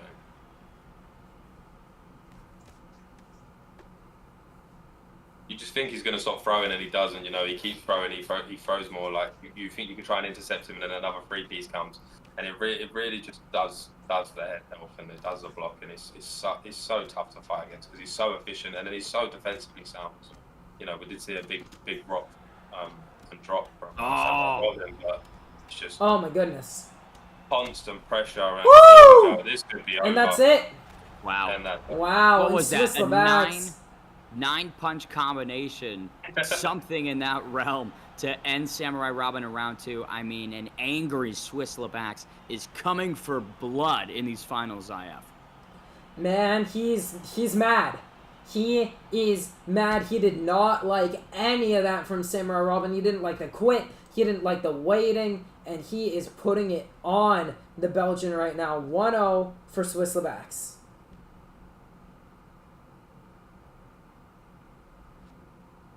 Very hard as well, as we've seen Swiss look very defensively sound and very dominant in this whole tournament. It's going to be tough for him to lose from a winning position here.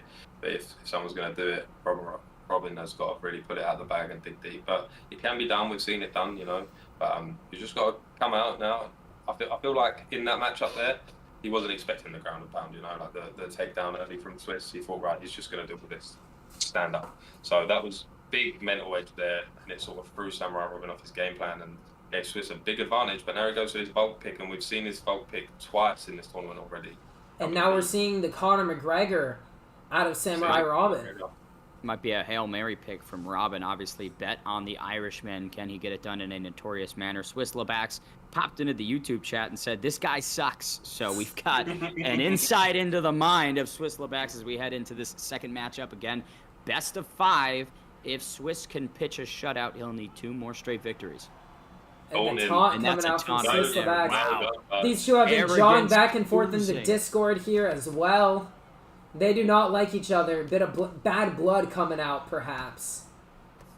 And this is, big shot right there. The cardio of McGregor, that's the big question mark. But at 145, Jakey, he's a bit more of a complete fighter than the higher weight classes. Yeah, and what we've seen constantly from Samurai Robin, he's done really well with the takedowns, with the Osogara grip and things like that. And he's abandoned that, you know. He ain't really got that in this weight class, you know. Unless he goes like Sabit or someone like that. So yeah, it's gonna be tough to get the job done against Volkanovski, who you do say is the more well-rounded pick and effectively the best fighter in the division. Oh, big front kick right there. The toes tickling the nose of Swisslebacks. 3:30 left in this first round. Woo! And Swiss is connecting. It's already throwing the breadbasket. You see the stamina depleting early, but this is what he likes to do. You know, he knows how to manage game from the winning positions from when he gets that head health advantage. But Samurai doing a good job. You know, it's I feel like Swiss is gassing out slowly, and he's not really took too much of the head health from Samurai Robin. So if Robin can manage this round pretty well with things like that, it's gonna be massive. You know, and he taunts him returning. He says, "Hey, bro, like I'm here. You know, who sucks?" Big pull knee. That's the beautiful adjustment in this first round of the knees from McGregor. He has found a home for them many times. So far, Robin doing very well, and he's sort of limiting Swiss now because Swiss can't really throw the breadbasket, you know, because he's looking like he's slowing down considerably. But the recovery on Volkanovski is crazy. You got to imagine he's going to come into the second round with a big recovery on the stamina. But Samurai doing well, and he's really in an ideal world to get this one back to make it 1-1. Seems that there's some conspiracy in the YouTube chat about whether or not this is actually Samurai Robin. Oh, massive connection right there.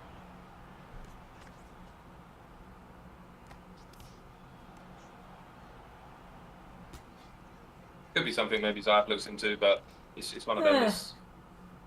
Not too worried about it. We'll see what happens, but right now, my only concern is this fight.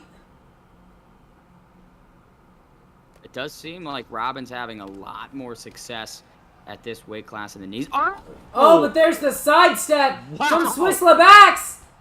Did it be over? He did it. So close to pounding him out in this first round. Somehow, Samurai survives. 20 seconds left. I think we're seeing a round 2, Jakey. Yeah, we're going to see a round 2. And it's very, very close, you know. You got head health against stamina. But I don't know. Samurai Robin may be guessing that a little bit. So it's going to be interesting to see how the recovery stats come into this next round. Yeah, very good. Very good performance from Samurai Robin in that first round. And those knees, I mean, if he can deplete the gas tank of Swiss Labax, you take a big chunk out of the aggression, the offense. I think those are the paths, Zayaf, that he needs to take to beat him. Oh, man. You know, this is so close. Right now, Swiss struggling on the body health, but Samurai Robin struggling very much with the head health and the pressure, the famous pressure of the bulldozer, the no-stam gang, Swiss Labax. Let's see what adjustments these two make in this second round. Oh! Ooh, that was beautiful. Oh, man! Just crumpled him like a tissue. Here comes the ground and pound. Swiss Labax gets him. And that's it! First minute of round 2. Swiss Labax gets another point on the board, Zayaf.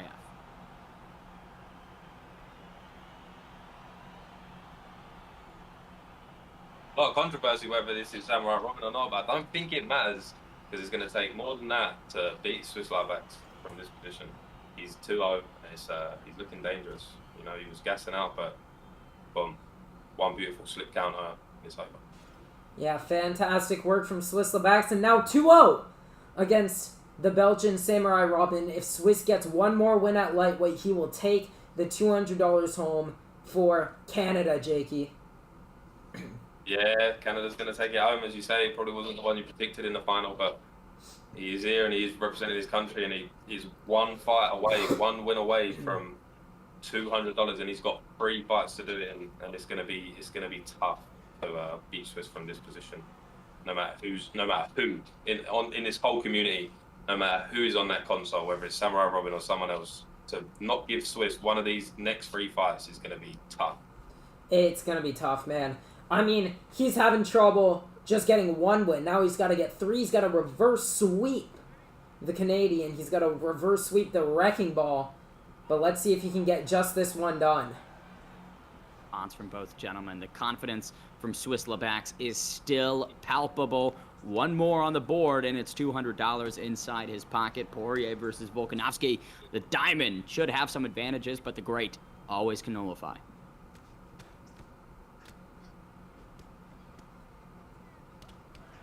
Early, looking to maybe just stop this early onslaught from Swiss, because we've seen how dangerous he could be in these first rounds and these opening rounds, but we've seen how confident he was in his Volkanovski pick against Trixie's Dustin Poirier, so it's going to be a very tough job to keep. If you do get him down, it's a tough job to keep him down, so it's all about what does Samurai Robin do from here. It's like, well, man, he's got to do exactly what he's doing now. Stay on his bike, make Swiss come to him, and counter him. It's easier said than done, obviously. But it seems to be his best game plan because Swiss has already shown that Samurai Robin cannot go toe-to-toe with him.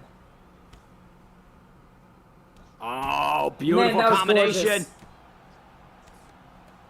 Round 1, Swiss Labax. Legendary fighter emptying the tank now.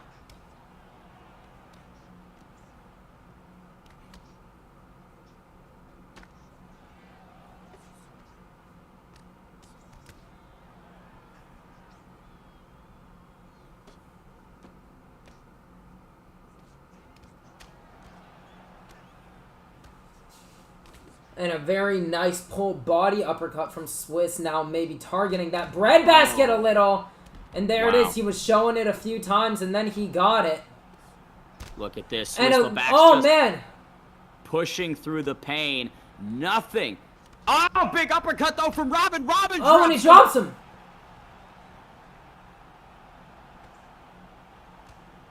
And what a fantastic matchup these two gentlemen are. As an elbow bounces off the block of Swiss Levax right there. Big moments for Samurai Robin. He needs to do everything picture perfect in this fight, or he walks away a loser. Big shot right there from Swiss Levax. Robin's down. He drops him and he taunts. Swiss Levax feeling confident, pulls him into mount. This could be it.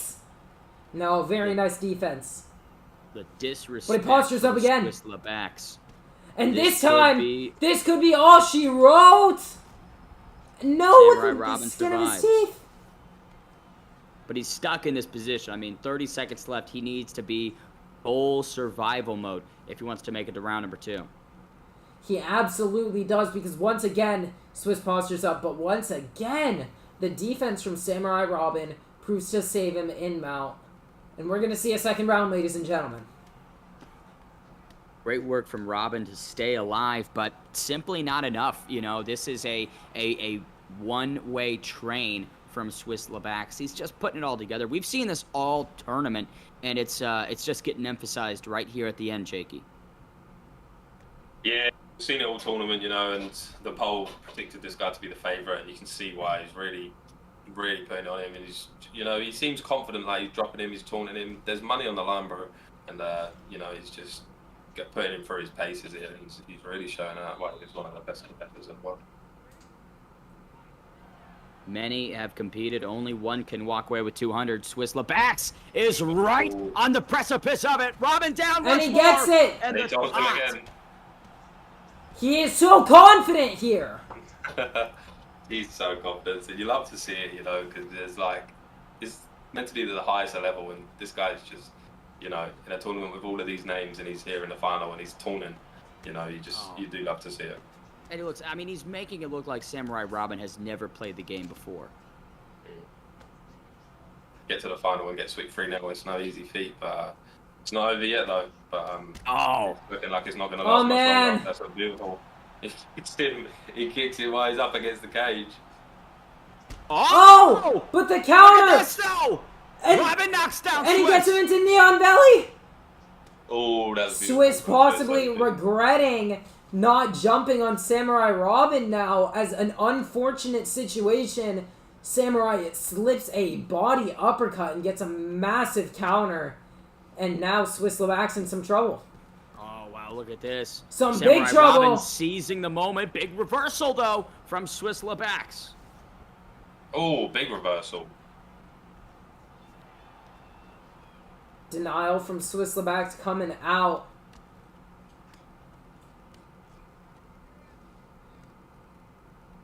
Head health is blinking for Samurai Robin. Great strategy here, though, keeping it on the mat, keeping it in the grappling domain, lets him recover. Maybe thinks about some adjustments he can make when it does come back to the feet.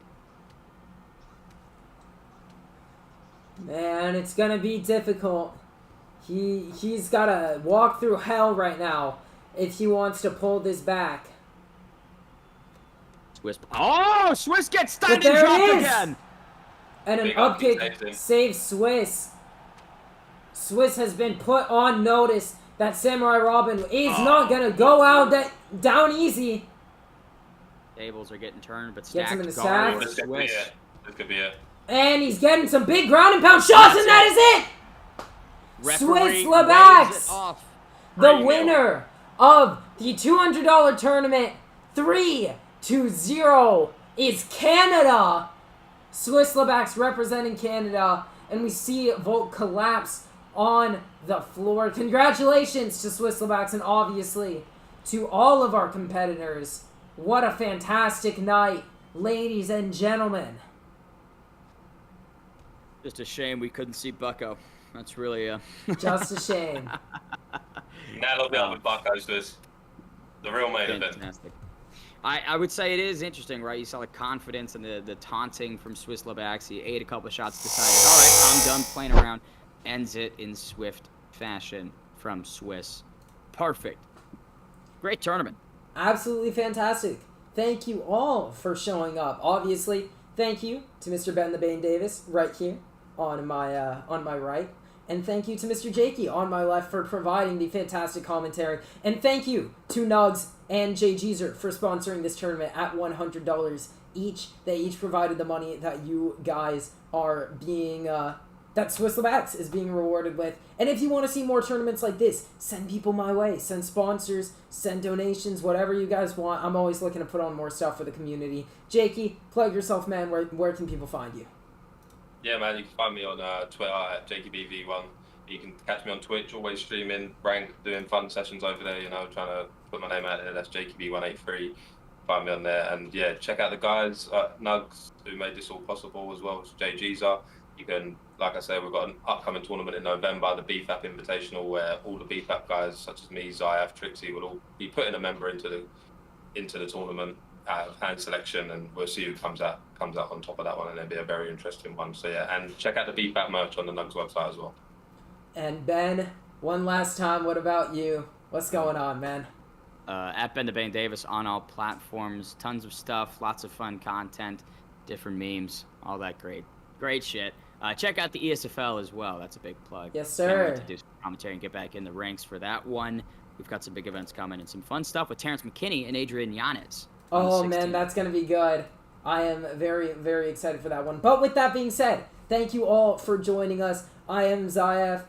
If you enjoyed, make sure to subscribe, leave a like, maybe. Check out all the links in the description. Jay Jeezer, Nugs, the ESFL, my Twitter, donations, whatever you guys want. I really, really hope you guys enjoyed, and I will see you all next time.